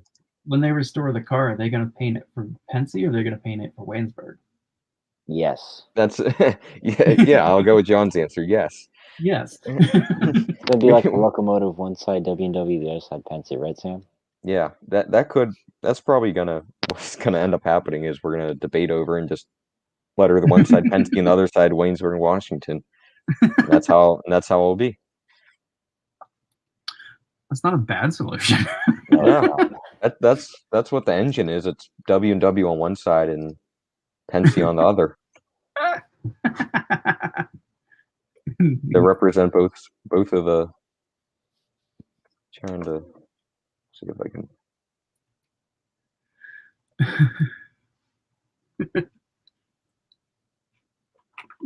Kale, are you part of that Facebook group for the W&W? I think I follow that. Yeah, I see your profile in the. I know I follow something Waynesburg in Washington. Yeah, I think that's the only thing that there is. I was gonna say this is the main thing. Oh, that's right. So the main thing is they want to cosmetically fix it up some more, but obviously if it's going to be coming in 2024, you don't want the locomotive to be like 1309 and say it's going to be done and then have it torn apart and nothing for the 2024 convention. So probably just cosmetically restore it. A whole locomotive. Yeah, the locomotive's not done, but we have the number plate. Yeah, exactly. Like, here's the smoke box door. It's painted real nice. Here's the cab. Take pictures, guys. Be like 7312. Just put the cab outside. Yeah.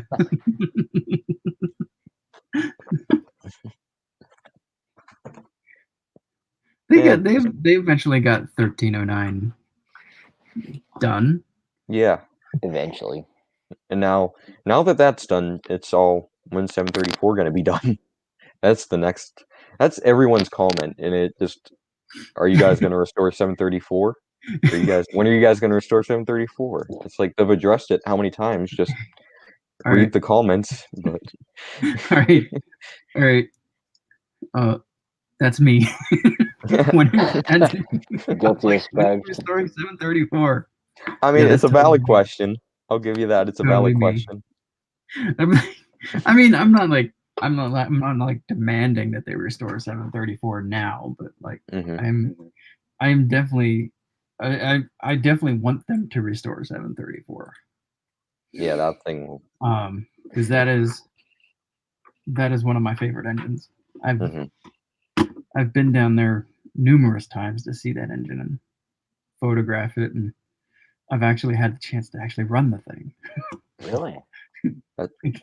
Yeah, I went down for I think it was 2013. I think it was 2013. They were having hand at the throttle experiences. You know, you get to run the engine for like an hour, half hour, or an hour. So I actually did that and got a chance to run the 734 around Homesteaders Curve. around Helmstedt's curve and Oh, through that's Brush awesome. Tunnel, and Oh, that's like the best part. like, oh my god, it was like the best thing ever. I had like the biggest grin on my face. My luck, I would have passed out and not even gotten to enjoy it. So awesome. I can just see a steam locomotive going by and Sam's body just hanging out the driver's side window. I can't believe I'm getting to do this. I'm like sitting in the engineer seat, pulling the throttle on 734. Yeah, that's awesome. Like, That's oh definitely, man, and that's such like, I'm sure you could just, it has like just such a unique, because it was the Lake Superior Ishpeming, so it had that thick boiler, so yeah, like just sheer yeah, power. yeah. Unless you lean out the cab window, you can't see anything. You look out the front window of the cab, and it's just like boiler. A little bit of like space out here. You got like to actually see anything, you gotta lean out the cab window. It's crazy. But yeah, that was such a cool experience. And Yeah, man, there's that's so awesome. much that goes into running a steam locomotive. Like I can't even remember I can't even remember a quarter of like how to operate all the brakes and all of that stuff. Yeah, that's There's it's crazy how like 3 or complicated. 4 different braking systems. Like there's your locomotive brakes and your tender brakes and your whole train brakes and like Yeah, crazy. But yeah, you don't want it was to. a lot of fun. Hopefully I get to do that again sometime.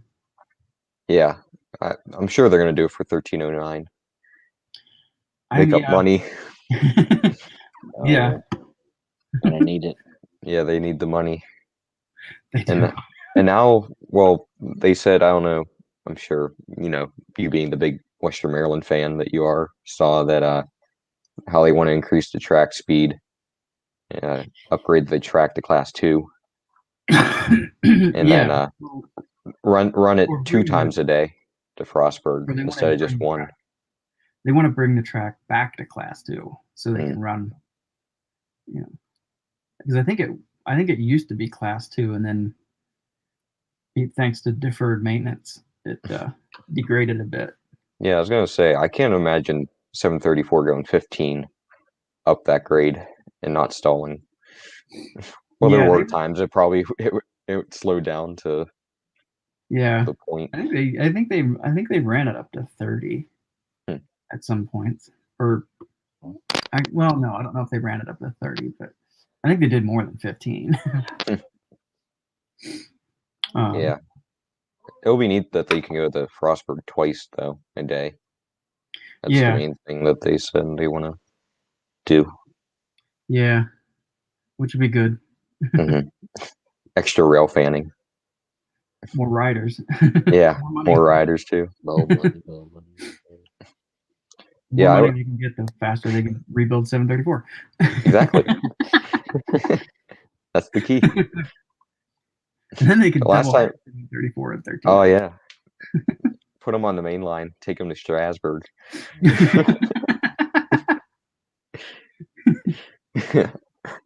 Oh my gosh. Whenever they started the 1309 restoration, I went there in 2014. That was the last time I was there, and at the time I was like, that was the only C&O engine being restored. But now they got 2716 that came in 2016. Started restoring that.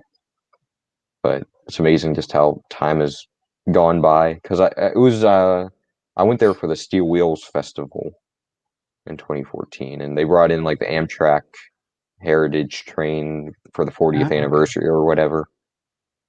So yeah, and the 734 was running, and yeah, that was the last time I saw it. They also had one of those traveling tank engines there.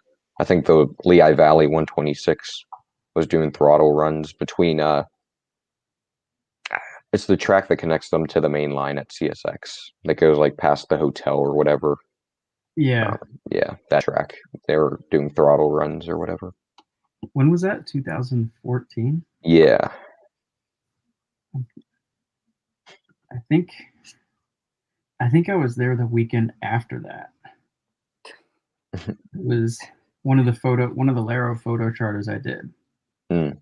And I remember like while we were there at the station doing some stuff and getting set up for like a photo run by, they pulled the tank engine out from Ridgely and then out to the station and then backed it up to wherever they were going to load it. So we were like, we were actually sitting in one of the passenger cars getting ready to move to a different spot when they were pulling it out and backing up. So we actually saw moving the tank engine. Yeah, I think I that was don't like the know. weekend after that. I've talked to John about it. I don't know if you have Amazon Prime, but there's a show on there about those traveling tank engines. Yeah. The half steam engine will travel. The Gramlings, Yeah. I think is their name. They're the guys who own that. Mm-hmm. I still need to watch that. I'm sorry. Yeah, you should watch that, John. I should watch that. I have it on my. I have it saved in my watch list on Amazon, and I still haven't watched it yet. I need to do Okay, so Kale's no better than I am. We're good.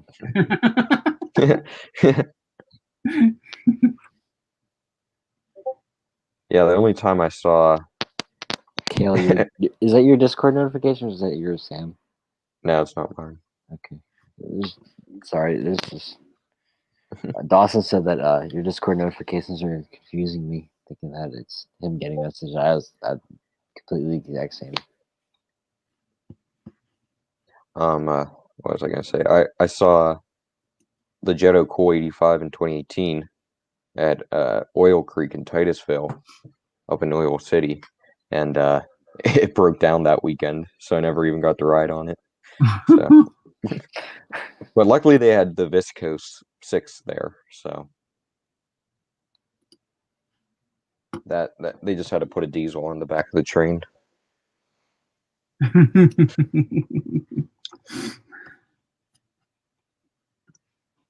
think I'm going to close my LDD, or not LDD, studio.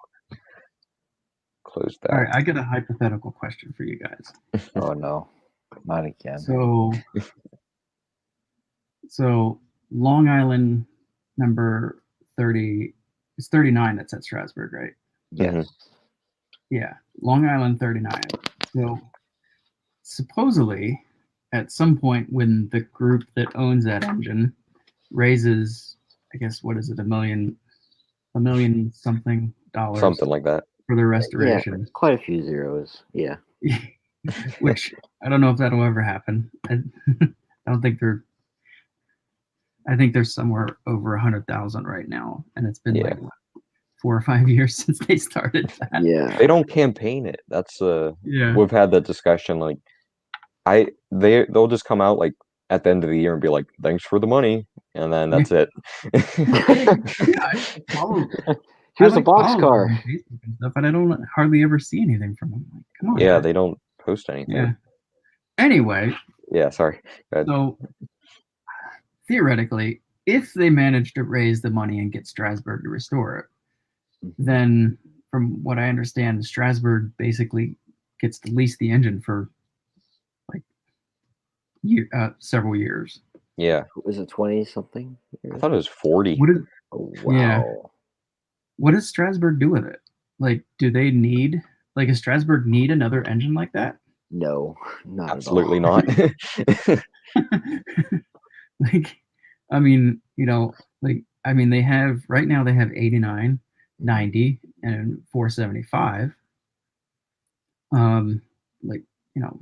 That's enough for them right there. I was going to say, it seems like they're getting by just fine with 3 engines, which is, to be honest, 2 more than most steam tourist railroads have. Yeah.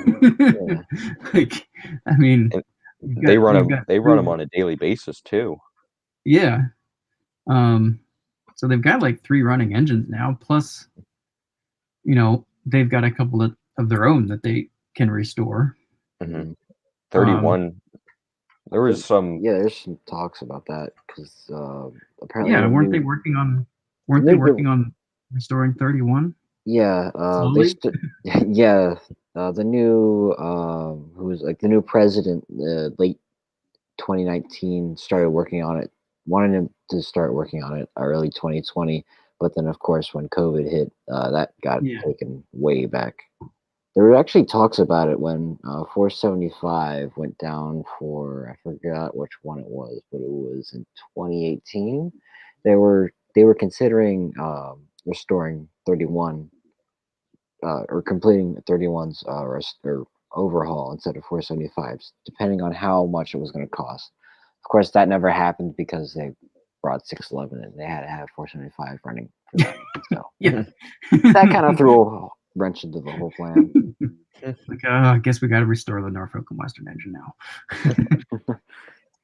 There was something posted by one of the railroad employees, and what John said, that COVID threw a wrench into things that they wanted to restore, start fixing it up this year. Because I mean, it's also taking up shop space. It's not. Yeah. I mean, that's space they could be using for Oh, okay. clients Hear me out. Where are they going to put it once they restore it? in the There's no engine room. shed. There's no room in the engine house.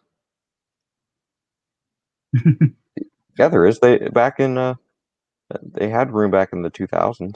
Yeah, but that was when Thomas was like not there. I mean, Thomas was there. It was just But isn't like constantly being on loan. But Thomas isn't wasn't. Thomas and third? Okay, so if you put Thomas and 31 together, and put them, Do they equal? wouldn't that be like even smaller than 90? No, remember what Leonardo said? Only 475 and 90 fit knuckle to knuckle can fit in. No, he said, did he say that they can or can't? I have no idea. Dawson said Conway Scenic only has their 7470. They're trying to restore 501, or see if 501 can be considered to restore. Hello, Jason. Welcome to the stream. So anyway, back to like Long Island 39. Oh yeah, we got distracted again. Moto Sorry. charters. Like, do they retire one of their current engines for while they're running 39? Or I guess temporarily, maybe. Yeah. I could see them doing. Yeah, I don't know. 90. I feel like 90 is gonna stay no matter what. That's I feel like they trade out 89. 90. Yeah. 470. The only way they take out 475, like 89 is the most expendable one out of the three. See, I was gonna debate that and say 475 is so old that its cab is like you're smushed up against the firebox. I know, but so that's gonna be a pain in the butt. Like 89 is more roomy. No, apparently it's not that big of a deal because it was like what in 2008 where they like did something. I remember reading on the Wikipedia article that they extended the drawbar, so that's not a problem. Not much of a problem. You're trusting Wikipedia as your source. Yes. The place that anyone can we go live in and, America, Sam. the place anyone can go in and edit the information. Sam, everything you read on the internet is true. You want to know how I figured that out? I read it on the internet. Abraham Lincoln said it himself. Yeah. I mean,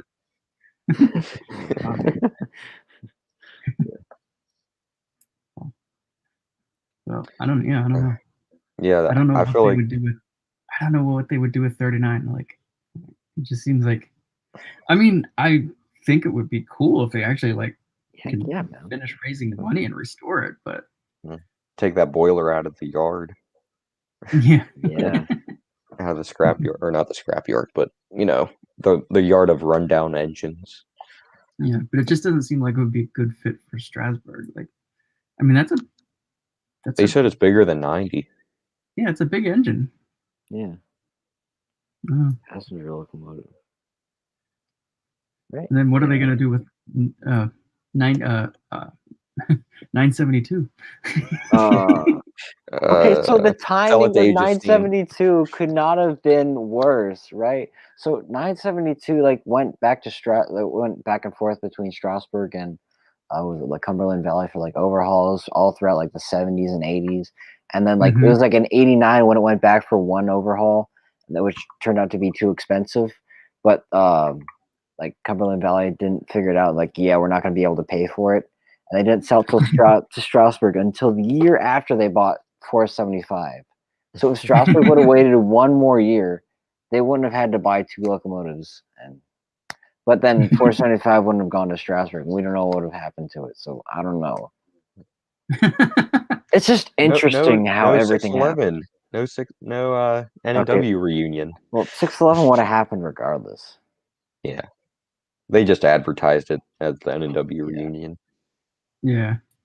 But, 972 has been sitting in pieces in the yard for who knows how long. 32 years. Yeah. Apparently they had, at one point, Strasburg had a crazy idea of, like, they were going to put a Bell-Pair firebox on it. Yeah, that's why. Yeah, that's why part of the top's gone. Like, why? Yeah, they cut into it, and then the next day they were like, "Why do we do that?" It's like they worked on it for a couple days, and then they just put it on. Like, I feel like Lynn was on vacation. Yeah, Lynn came back and was like, "What?" It's like, yeah. Like, boss, we have the best idea. I left you guys unsupervised for a weekend, and this is what we get. Yeah, they wanted to see. They're both 39 and 972 are both 460s, so they wanted to make a little number 39 before it came to the railroad. I guess that was done during the 90s when Strasburg was going through its like Pennsylvania Road phase. Like with 89, that's when they mounted it on top of the smoke box, because apparently that's what Pennsy did a lot with their locomotives. There's in the documentary, or that, yeah, the Stewartstown, again, bringing that up, but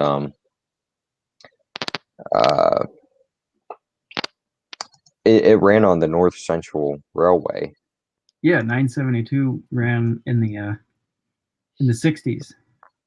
George Hart owned it, and he ran it on the Northern Central, and he ran it on the Ma and Pa. Yeah, and it showed it down at New Freedom and having like number 10 there, and there was, so that was cool. And then like you said, Ma and Pa. So I've seen photos of 972 at Redline train station, which that's cool. So that's like my reason I'm like so interested in 972 is because it ran on the Ma and Pa. So it's technically a surviving Ma and Pa steam engine. Technically, just like how the okay, this is the same logic that you would use to say that the Camelback that's at the B&O Museum is still technically a surviving Blue Comet locomotive. It technically is. It pulled the Blue Comet train on several occasions. So it is a surviving Blue Comet locomotive. It officially pulled the train. I mean, it wasn't one of the big, pretty Pacifics, unfortunately, but yeah. At least there's something. Big sad. Yeah, like I hope something gets done with 972 someday, because I would like to see that engine run. Yeah, that would be something to foam over. As they say, it'll be done when it's done. Of course, there's not really any Ma and Pa trackage left to run it on, but I've always wondered about that. Really quickly, Jason said, "Are you guys gonna make a Lego 972?" We have talked about making parts of it and putting it in the back shop to say, "Hey, look, there's a locomotive being worked on in the back shop." I guess that's all we've talked about. Sorry, Sam. Please continue. No, that's about it. I want to build 972 as it appeared when it was running on the Ma and Pa in the 60s. Because feel free to do that, and you can run it on the Strasburg layout all you want. I mean, I've built Redline stations, so Yeah, you're already halfway there. I've got a small Ma and Pa layout to run it on. Okay, so hear me out. We got to put we got to put the red line on the pen lug layout and then attach the Strasburg layout to the pen lug layout. So then we can run 972 from Strasburg onto the pen lug layout and then have it visit the Ma and Pa red line. And then we gotta run it back to Strasbourg, disassemble it, and then let it sit there for 32 years. Yeah. I got to build a disassembled version in reddish brown. Yeah, definitely. I feel like that would just be, if you don't, I feel like I would spend the money to do that. That would just be really funny, just to see people's reactions. No, Kel. What you need to do is you need to build one, correct how it was, and then you need to build one with a bell pepper firebox. Oh my god. Letter of Pensy, give it the Pensy pinstriping.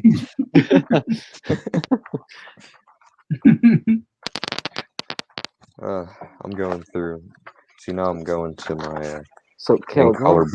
going back to your Redline modules, are you gonna rebuild some of the track to use some of the R104 turnouts now that those have come out? That is the plan. I actually got. I actually have the R104 switches now, so I'm gonna rebuild. I'm gonna rebuild all of that to the new R104s instead of the R40s that it has now. How about the Wait. R8s? The R8s. that was the funniest video for April Fools. That was the best one, I think. Along with Kentucky Steam, whenever they said that they're going to now be the Kentucky Diesel Heritage Corporation. That was also a good one. The best part about it was they actually made some. Like they 3D printed them and like they sent to OK Brickworks and he posted some of those on. Did they actually send them to him? Or did he Well, just... Andy at OK Brickworks is gonna 3D. Actually, he's gonna print some and. Oh wait, that wasn't a joke. That part wasn't a joke. Well, the Brick Tracks isn't going to officially sell them, but there's a couple people that like really wanted some, so Andy's gonna print some for them. Like, I would. I'd like to see the big boy go through that. If someone can make a big boy that goes through that, that would just be. Scott and challenge I accepted. Scott had actually like designed this R8 as a joke last year, and he at one point he was talking to me about like he wanted to send me a couple pieces, and he wanted to get videos of one of my steam engines running on it, just crashing. Like, unfortunately, we never got that done, but that would have been so funny. Yeah. Have 1218 trying to just like a video of me like testing out these new curves, and you see one of my steam engines just plow right into it off the track. That reminds me of some unused vlog footage from Monroeville show where Glenn was like, "Hey, let's do some switching with Niners." So I was like, "Okay." So the only yard siding that we had was one of the standard R40 curves with the weird angles. So we ran 90 through there. It like stuttered a little bit, and then all you hear was this crack, and then it like jutted forward, and like the entire piston assembly kind of came off. So that was kind of fun. And actually, the front truck kind of fell off. If you remember that, Sam, that was on the setup day. Oh, So yeah. That was fun. Oh wait, I have footage. I have footage of the front pilot coming off. Oh boy, here we go. We're going back to the video now. All right, I'll share my screen real quick. All right. I think it was this one. Full load.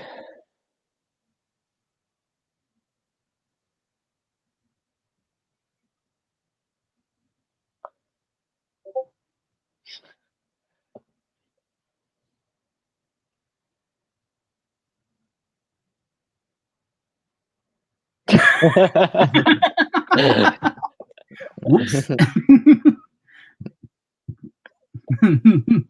And then in Glenn's video, one of the passenger cars just like falls apart. Yeah, that was the one that I finished up the night before we left. And Glenn's just like design flaw. Yeah, it was during the test. It was during the test run of the layout.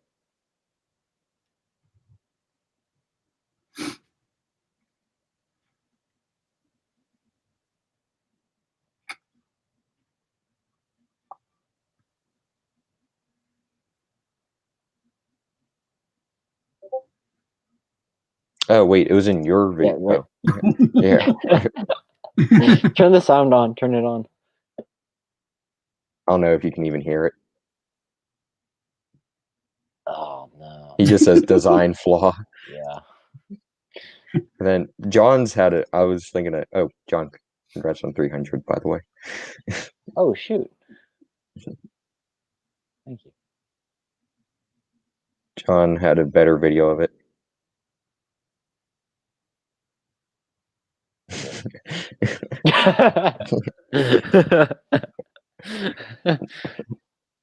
Yeah, that was fun.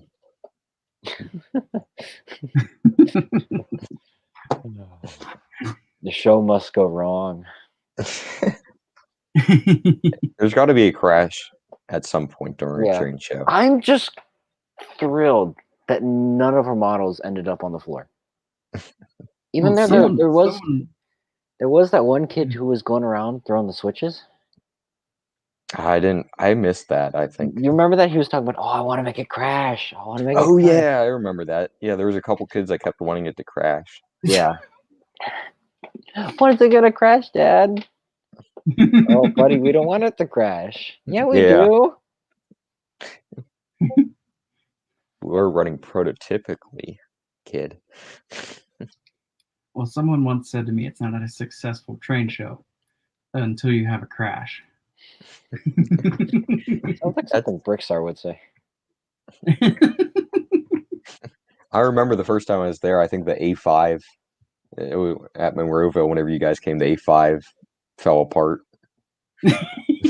I remember the first time I showed up, I ran my 31 and it like derailed off the what's the module with the with all the really good looking trees, and it's got like a little river flowing through it. Or our forest corner. Yeah, your forest corner on the branch line, because I didn't have a proper tender connection.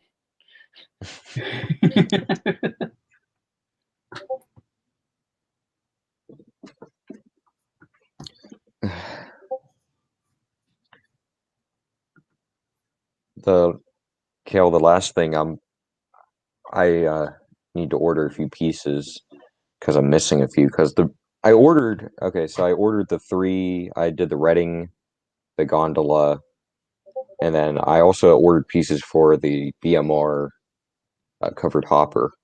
I'm gonna do the Western Maryland scheme. Oh, hey Sam, why don't you show off the gondola?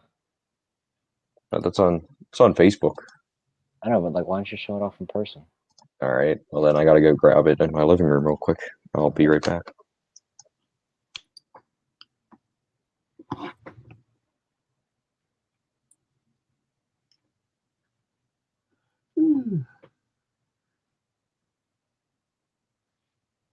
Yeah, Sam's been really getting into some of those BMR kits lately. I need to buy some more BMR kits. I only have 2.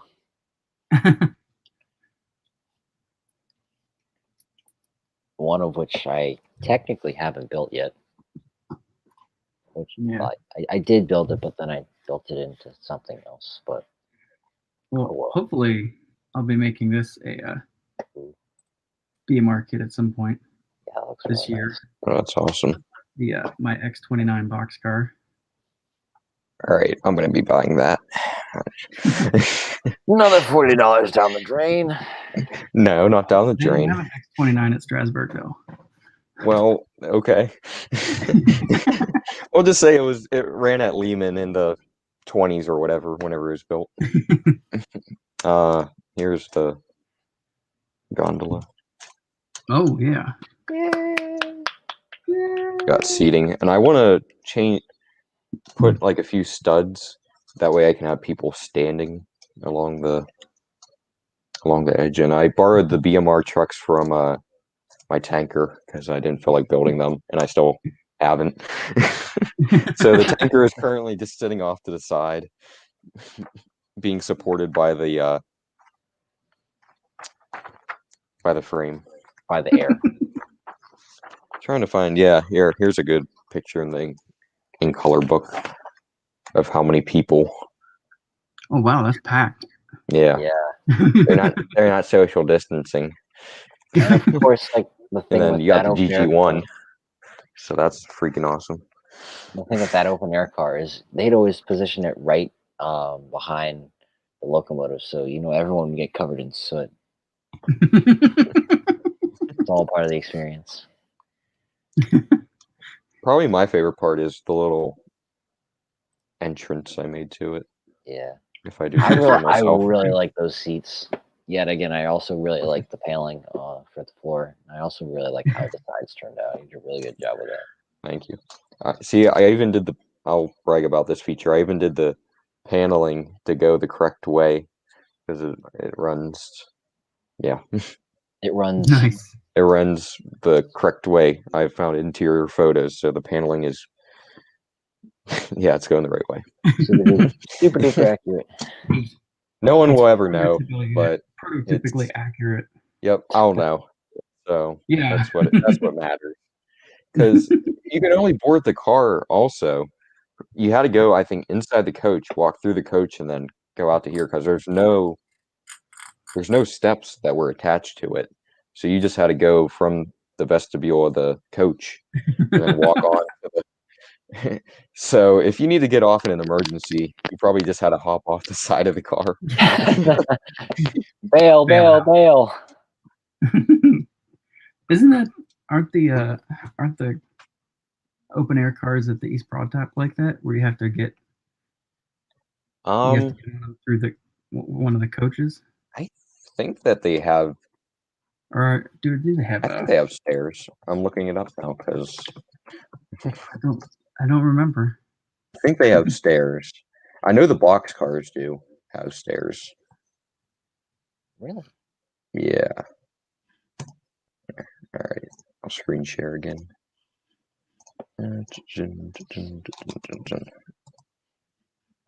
Oh yeah. Oh yeah. Okay.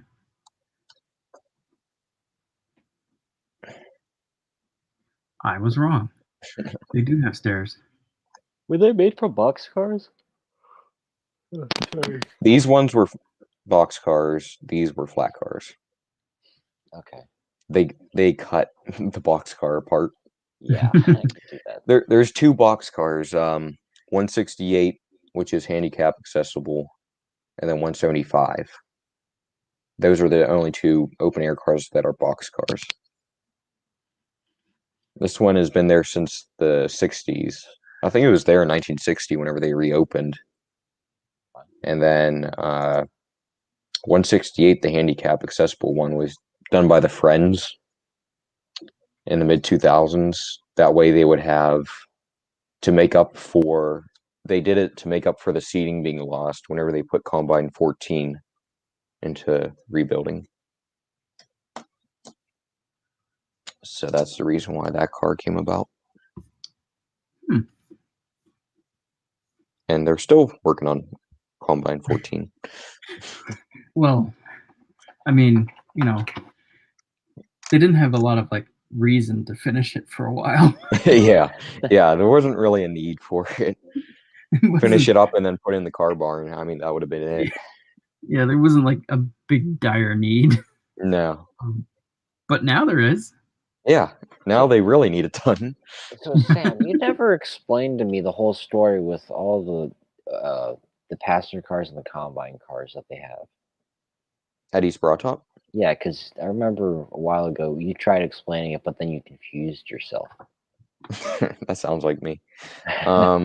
There's two coaches remaining. One's at Tweetsy, and then the other coach 8 is at East Broad Top. Then The only combine that's not at East Broad Top is at the New Jersey State Museum of Transportation, something like that. And FEBT worked out a deal with them, but something happened where the deal fell through. Uh, And then the rest of them are 14, 15 are owned by the East Broad Top. And then number 18 and 29 are owned by the Friends. They got them back in 2002 and have been sitting in the car barn ever since. what I never understood was why do they have so many combines, but not that many passenger cars? They turned a lot of the passenger cars into combines because crews found it.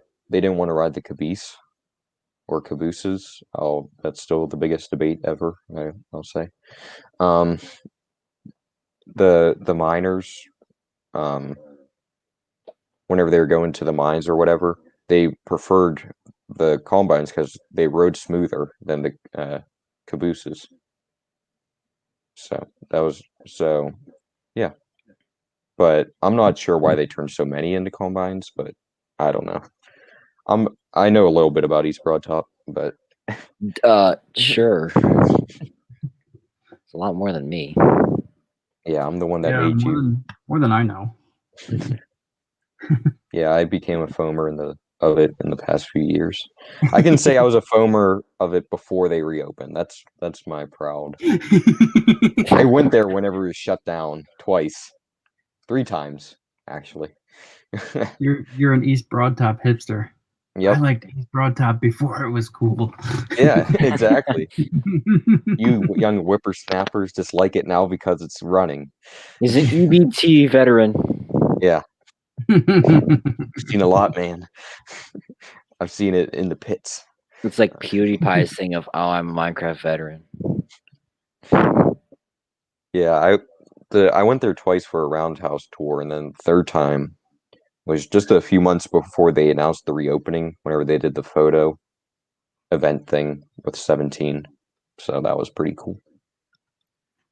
And the only thing I should have hinted or known that it was the best hint that it was coming back was they had replaced a few ties in the yard to run numbers the M1 throughout the yard. And but I thought they just did it because they didn't want to derail anything. But I guess I'm like, why did they put in ties if they're going to just rot again if they're not coming back? But Keep them I was busy. wrong. So Give them anyway, to do. Make them feel like they're doing something when they're doing Yep. nothing. Well, I'm very glad to see it coming back. Yeah. It's such a that is such a, just a cool that is just such a cool thing. This like it literally is like a time capsule. Like, Yeah, with, like almost all the dynamite and all. Like, where in the world are you gonna go find like something like that? Like this narrow gauge railroad that just they shut down in the 50s and never scrapped it. Yeah. Almost all the original equipment is still there. Yeah, like the machine shops and all of that. That's so amazing that stuff is still there. And all the Mikados were preserved. Yeah, like a whole roundhouse of engines from this one little narrow gauge railroad still exists. Yeah, that's impressive. It's amazing. Oh, by the way, happy Easter, boys. Oh, yeah. Oh. Because we're going, this is how late I guess it is. Happy Easter. And we've got nothing done. Yeah, we got distracted talking, which is fun. Hey, my biggest thing is if you're not having fun, you're doing it wrong. Yeah, exactly. Yeah, that's right. Like, if you're not having fun in the hobby, you're doing something wrong. Yeah.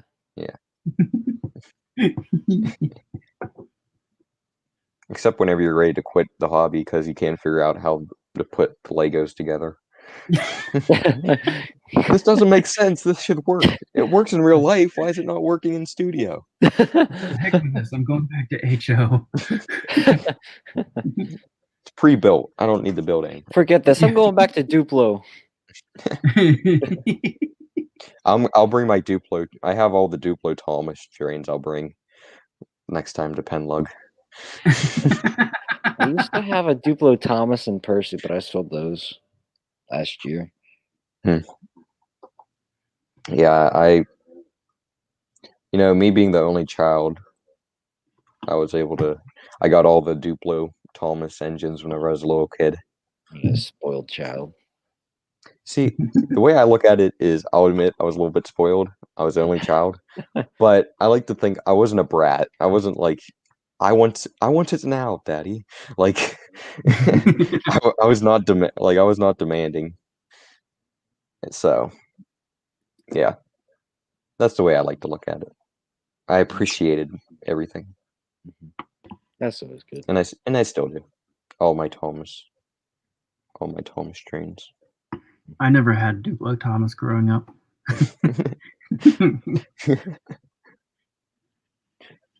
Actually, you Caleb, missed out. growing up, you missed out on Thomas in general, right? Because Thomas didn't come to America till, was it the late 80s? When Shining Time? Yeah. I don't remember Thomas growing up. I don't remember ever seeing of Thomas growing up. So yeah, he was. I was before his time. At least Before Thomas was cool. Yeah, I like trains before Thomas. Yeah, Shining Time. Shining Time first aired in '89. With George Carlin, the most kid-appropriate comedian of all time. Well, actually, no. At that time, it was still Ringo Starr for the first season. But then once they started doing the second season, then they're like, all right, yeah, let's get this American guy who's definitely not appropriate for children in here. George Carlin actually did like a whole bunch of other like children's stuff. He played a wizard in some animated show, and he played what's his face from Cars. Oh yeah. The hippie guy. Yes. Oh, Fillmore. Yes, Fillmore. Yeah. It's a conspiracy, man. Yeah. How did George Carlin end up doing Shining Time Station? He auditioned for it. How does he? I don't think. Like he's one of my favorite comedians, but yeah, that just yeah, weird. Like, wait, what? George Carlin did him, but then in Cars, obviously he passed away. So then Lloyd Sher did him in Cars, did the voice in Cars 3 for Fillmore. He still has his wooden Tom's train set, the big train. Oh, the train table. I didn't get a chance to get like a train table. I would always set it up on the floor in the basement. Did you watch the Thomas movie with Alec Baldwin? Thomas and the Magic Railroad, baby. I had that. I watched that a lot as a kid. I had to have worn out that tape because I loved watching it. But every time, like, you guys remember the scene where Dieselton would like tear down the sheds? I would always like run out of the room whenever that scene came on because I was terrified of it as a child. It had 475. It How did. Cool. It did. 475 went to Harrisburg. I was on a shop tour, and I don't know how true this is, but they were saying that they were running. Obviously, 475 hadn't run like that in a while on the main line. They were saying like the floor was shaking and bolts were starting to come up because they hadn't run that like that in such a long time. I don't know how true that is, but that was when the guy said on the shop tour. That reminds me, someone when I took a shop tour, someone said that apparently because it ran on the Harrisburg route. Apparently, it ran by someone's house. Apparently, it was like an older gentleman who went out to get his newspaper, and he sees 475 thundering down the line, and he's like, "Well, there's a ghost train."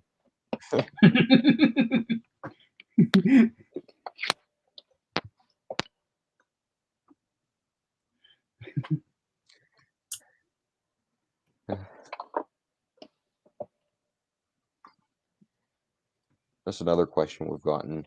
If you guys build 475, will you let it for Thomas and the Magic Railroad? I mean, we're not saying no. Yeah, John's not saying no. Yeah, I'm not saying no. More Someone's got to build specifically, 75 at some point. yeah. I got Oh, wait, right here, still unrolled from 2019, still in the plastic wrap, is the N&W Historical Society's blueprints of 611. so you don't so you've never unraveled it. No, So for all you know, it could just be blank, and you paid for a blank piece of paper, right? nah, I can see inside of it. Oh, okay, never mind.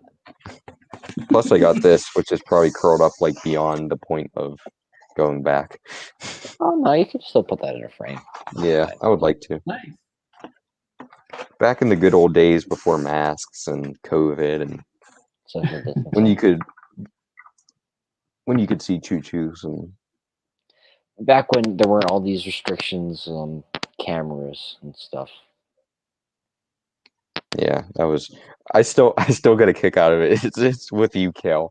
Whenever you came to visit the layout, well, obviously you went to Strasburg to visit 611, not the layout. But anyway, whenever 611 was there and you stopped by the layout, and Dave gave you the light to hold over 611, I'm like, why would you do that? Why would you make some guy, or not just some guy, but why would you make Kale hold the light? He's just coming here to visit the layout, and you're making him do stuff.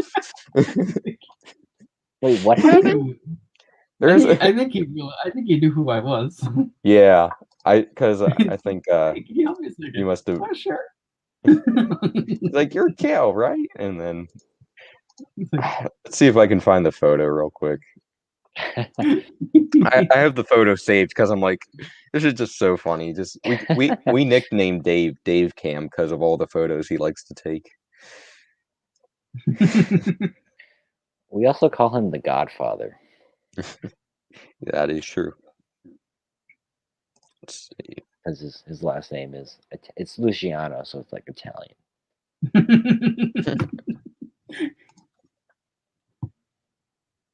That would have been September 2019. Do you The last remember? weekend. No.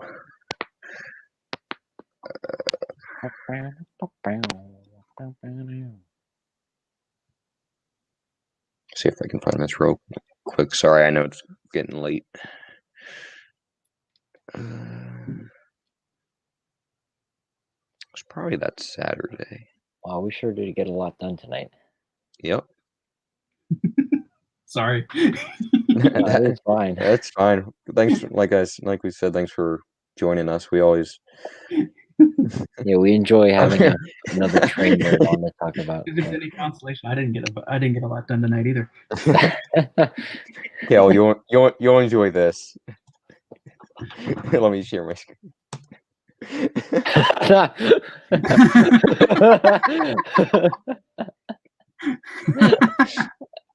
I'm like, I look across and I just see, like, is that Glenn taking 475s off to the left? Yeah. Sam left the layout for a second to go take a picture of 611. He comes back with a big smile on his face. It's like, did you get a picture of 611? He's like, no, I got something way better. And he also wears Age of Steam to Strasburg, so you know that's.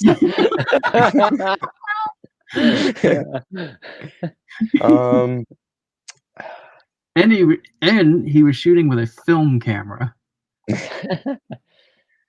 in black and white. Oh, really? So he's like all messed up. Trying to find. Glenn was born in the wrong place at the wrong time. Oh, I'm pretty sure that was 611 that snapped that tie. Well, I mean, we knew something to that extent was going to happen. Oh, yeah, here it is. There's you helping out, and you're like, I just want to look at the trains. I want to see 611, and Dave's making you take a picture of the model. I think that was when 611 was pulling in because he was trying to get. I think he was trying to get a photo of. Oh yeah, 611 and 611 at the same time. Yeah. And so I'm like watching 611 pull in and trying to like hold the light. Oh yeah, some guy wanted us to put them head to head.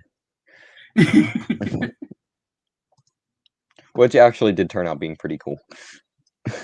I wish they would have spun 475 on the turntable, and a foamer can dream.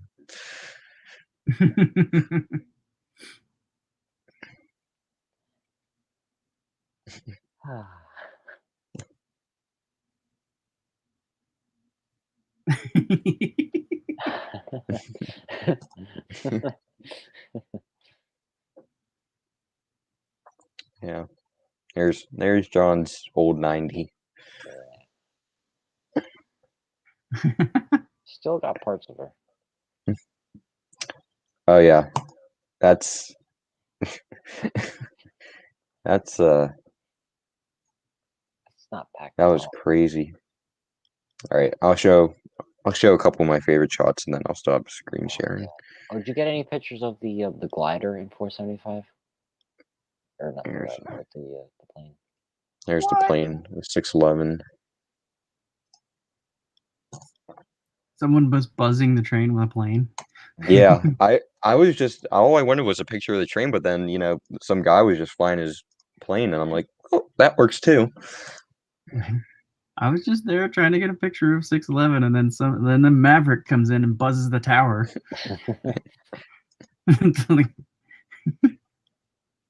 And then this is Monday, maybe? I don't know. Yeah, I wanted to take a. I'm always interested in what the Railroad Museum's doing. They had some tenders split apart from the engines. Yeah, I think that's. Oh yeah, then I went over to see the A5. Gotta see the A5, man. Oh, so cute. Without his boiler jacketing. Oh, there's the Oh, it's a drive rod. There's the drive rod. Yeah, it's just sitting out, just sticking out the top. Okay.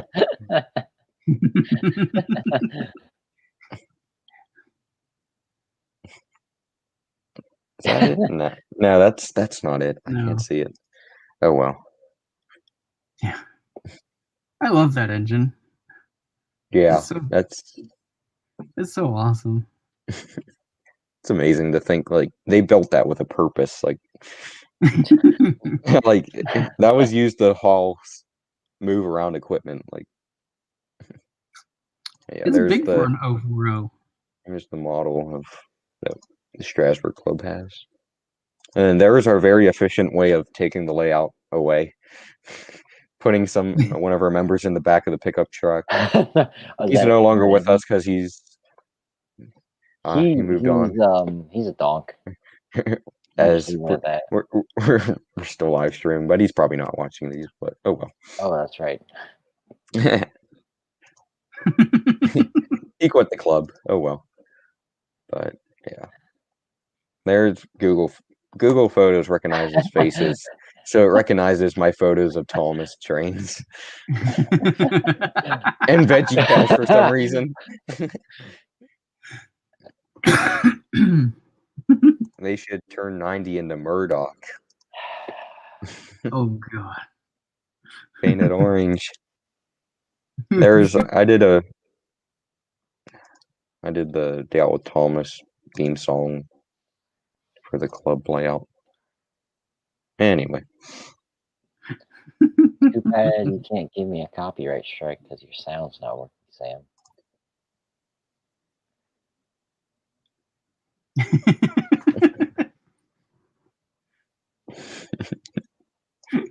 I love those grooves.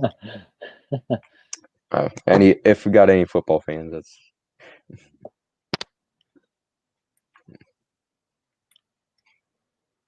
okay. Now I'm gonna see if it can recognize Gru. Oh, and it just recognizes that. Cool. I don't know why I have that on my phone, but it was pandemic, so I was losing my mind, I guess. That's okay. That's probably why you went to go make Rusty. Yeah. Partially losing your mind.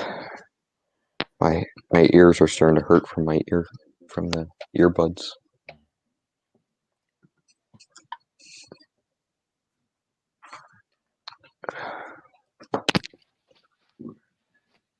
All right, it's 06. You guys think we've been going long enough? Yeah, I would say that's what at 2 hours 40 minutes. I think we got enough done. Yeah, I think that was productive. It was totally productive, right? Yeah, totally. Wait, give me a second. Let me pull up something so it can act like we were productive. Oh boy. Wait, we gotta get something done.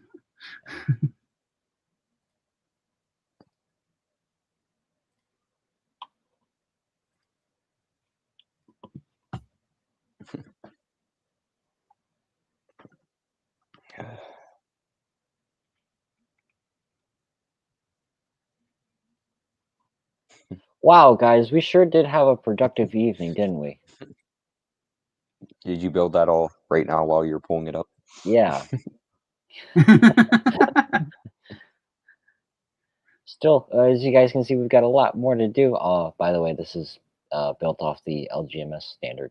But yeah, we got a lot done. Okay, bye. Good night, guys. I don't remember Strasburg having a double track mainline. That's Gross Grove. Yeah.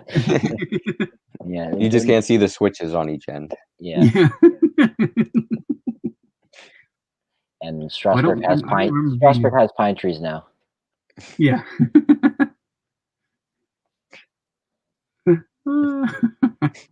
I'm just imagining if Strasburg was double tracked. Oh boy, here we go. Oh my gosh. That'd be so weird. That'd be kind of cool though. It would be cool. So many people would be like race the engines, like the Reading and Northern. Oh my god. Race 475 and 611. 475 would win, obviously. The wheels are made more for traction. Oh my gosh. Yeah, in a short sprint. Clear winner. Smarter driver engine. Therefore, it can get up to speed faster. Tiny. It's small, so it's going to be nimble and quick, right? Light on its wheels. It's got that small tender, you see? Not going to weigh it down. A lot of good wind resistance, too. I would like to see the A class at Strasburg with 475. I'll just put that out there. Oh my god. Double heading. Oh my god. The amount of foam. Oh my god. I got to restore the Y6B. Hundreds would be killed in the flood of foam. Hundreds? It's just in. Hundreds die of foam at Strasburg. This just in. A sea of foam has been reported crossing over Lancaster County. Todd is on the scene. Oh my gosh. Sea of foam. Something. I don't know. You got to take 1361 out to Strasburg. Now I'm just this is whenever it gets late, and I just keep on throwing out random hypotheticals that Oh no, you didn't mention 1361, did you? Maybe I'll mention 3750. They can restore that one, and then double head it with 1361 over the Strasburg line. 1361, the engine that shall not be named. Oh man. Oh, that poor engine. I do hope they get that restored someday. Yeah. They restore all the engines. It's such a troubled history. Yeah, that thing will be. They're gonna restore it, and if they can't run that thing on the main line, I mean, the museum has no trackage to even like do any caboose hops or anything. Like, there's no trackage. Yeah. It's a turntable that turns into the main line.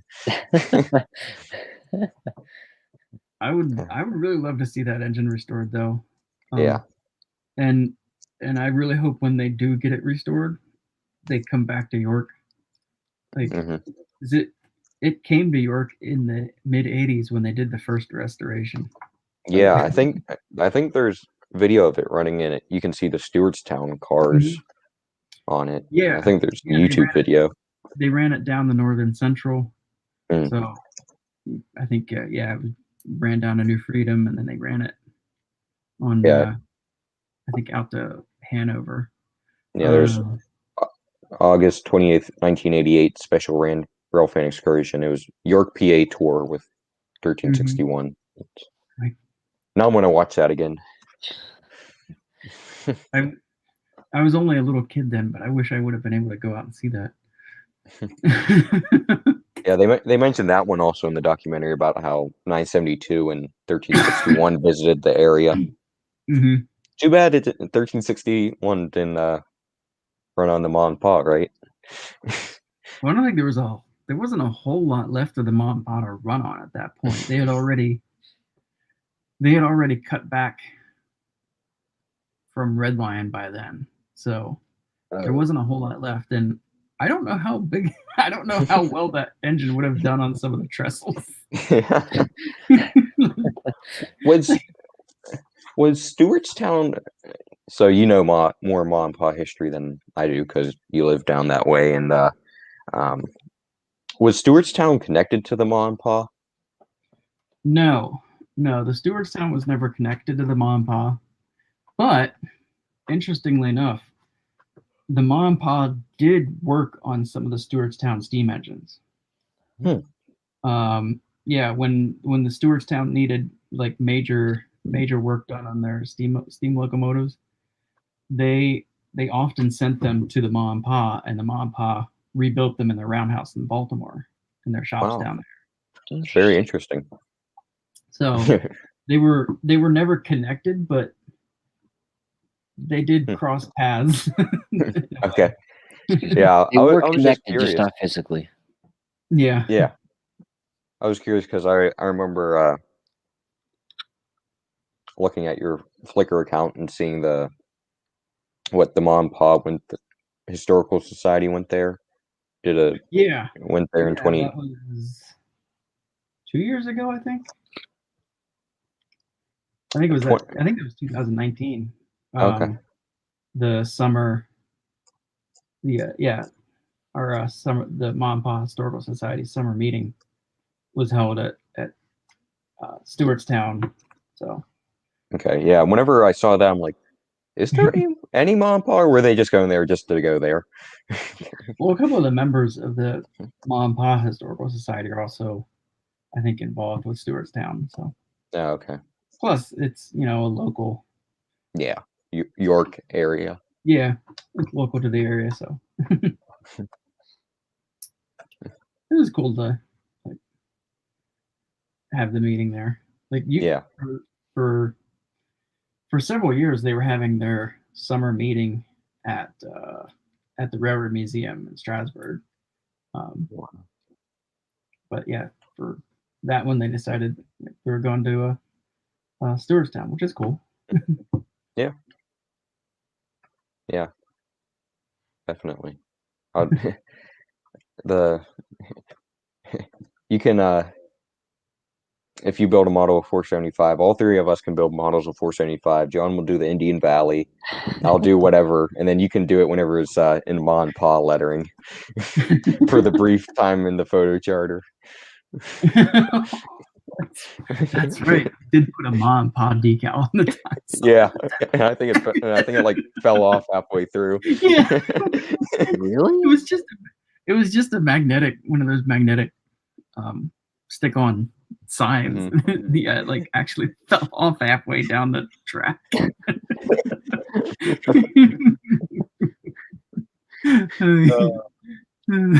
That was funny. Oh man. No, I don't know if I'll ever build 475. Yeah. I wouldn't mind building 90 at some point though. Yeah. That's my favorite Strasburg engine, 90. I'm excited to see how you build yours. And then I'll copy like half your designs.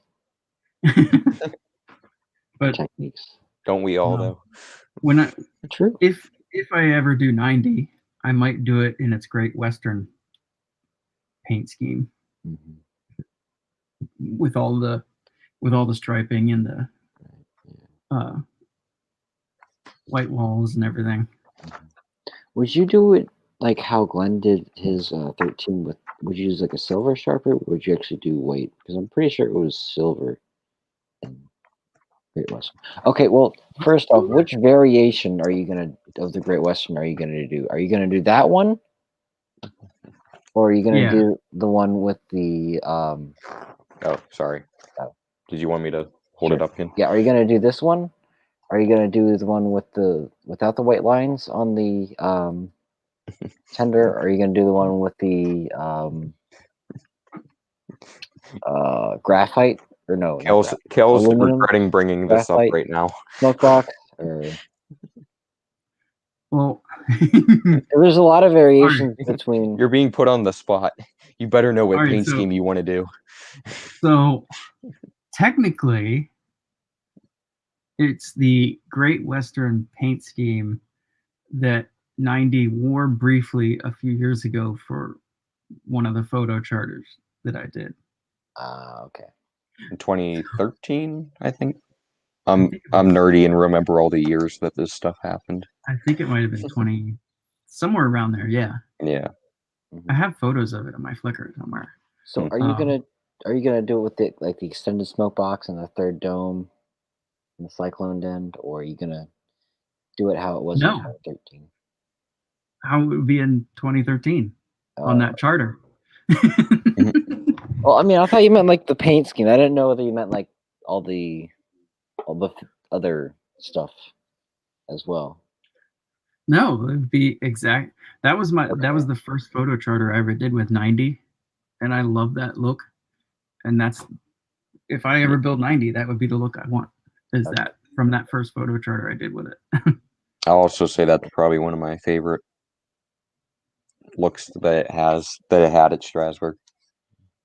But I also love the red number plate. That red number plate is awesome. Yeah, I've fallen in love with the egg logo over the past 2 years. As I wonder why. obvious. Yeah, I wonder why. I do Not like you built it. I do like those red Strasburg passenger cars with the yellow egg logo. Yes, thank you. That's kind of a nice paint scheme. Yeah, it's Oh, like yeah, here. Strasbourg's own paint scheme. That's why I really like the 60s, because that's when Strasbourg that's really the only time when they had their own paint scheme for everything. Because throughout the late 70s, they kind of morphed into a kind of Canadian national-esque paint schemes. And then during the 80s, it tried to make things a little bit more Pennsylvania Railroad, like when they re-lettered the Strasburg on 90s tender and the number 90 on 90s cab to be the same lettering as 7002 and 12.3, which was the Pennsylvania lettering. And then they, if I remember correctly, they also re-lettered a few of their cars to be in that same font. And then during the 90s, when they just like tried to make everything more like Pennsylvania Railroad, and then early 2000s to like nowish, when they tried, well, they kind of, I don't know how to describe it, like early 2000s when they made everything, painted everything up to when it was first built at the turn of the century. And then now they've got their own, each locomotive has its own different paint scheme based off of its original railroad, which I don't hate it. I just find it kind of interesting. Mm-hmm. We call him Kurt Bell Jr. in the club. Yeah. I'm a nerd. Okay, I'm looking at your I pulled up your Flickr. You can't really see it in the camera, but those are some really nice photos. Oh yeah. That sunrise is beautiful. I was really happy with the photos I got from that charter. Yeah, those sunrise ones. I mean, sunrise over Amish farms. That's just beautiful. Yeah, well, that was a Pete Laro charter, and he's really good at like setting up those kind of photos.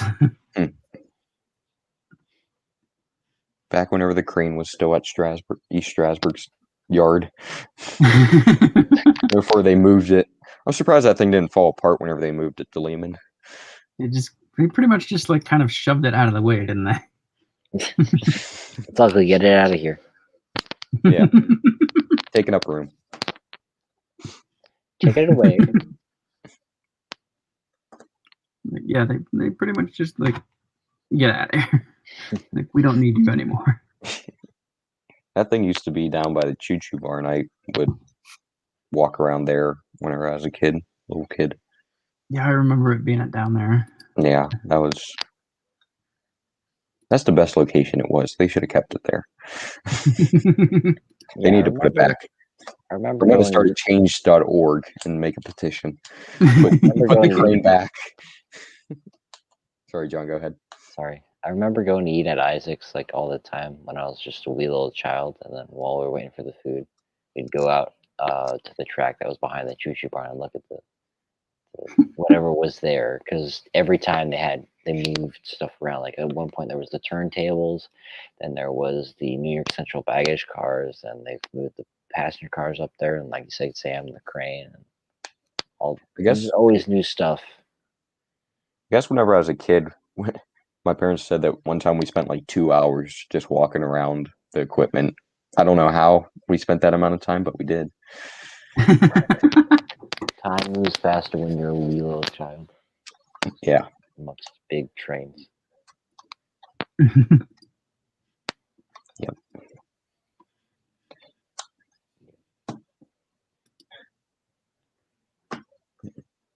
Oh, going back to what I was going to say something before, but recently, and late last year, I bought 2 books on the Great Western Railroad, and in one of those books there was some diagrams for the Great Western Railroads, some of their equipment that they had, like that they had custom built for them, like their tank cars and some of their hoppers and their combination car.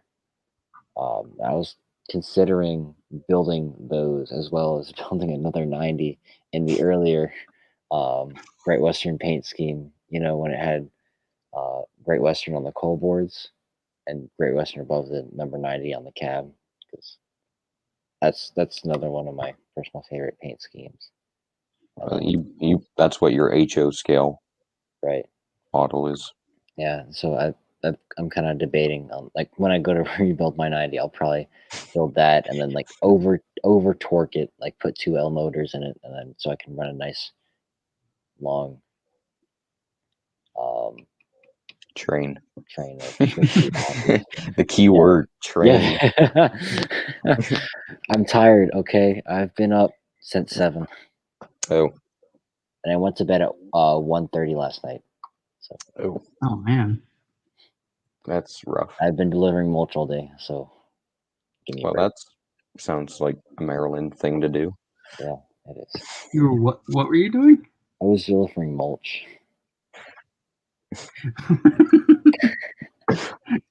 Okay. I've learned not to ask why and just roll with it. Just say, okay. You want to know why? Go on. You want to know why? Do I? Sure. Because marching band. Ah. It's a You're simple almost explanation. done. You're almost done. I know, like, it sucks because I didn't get to do any like band stuff this year. But I mean, You just had to do the work part of it. Yeah, it sucks, man. I didn't get to do anything this year. But oh well. Hey, it's 12:35. That's the number of the new Strasburg diesel. Yeah. Hey. Yay. That diesel has the West Virginia logo on it. Funny story, the band director went to West Virginia, and he has like a whole bunch of West Virginia merchandise. Like his mask is West Virginia. He's got West Virginia bumper stickers all over his car. So what we'd like to do is ask him, hey, Mr. Lane, where'd you go to college? All the time. He loves it. All right, I'm sorry. I've been inching things along for long enough. You guys want to end the stream? I don't think anyone's watching. Time to call it quits. Yeah. Thank you for joining us. As you can tell, we are very serious about our modeling and we get projects done. We are very serious about our research. The next time you're wondering why it takes us so long to build things, yeah, now you know personally. 10 minutes. Because we're a bunch of trained nerds. Yeah, and just got so distracted. It was like 2 hours and 50 minutes research. 10 minutes actual work. Yeah. That's Yeah. that's how much research we do. You know, we're dedicated to our craft. Yeah. John, if you Yeah. wait 12 more seconds, we'll hit 3 hours. All right. Good night, guys.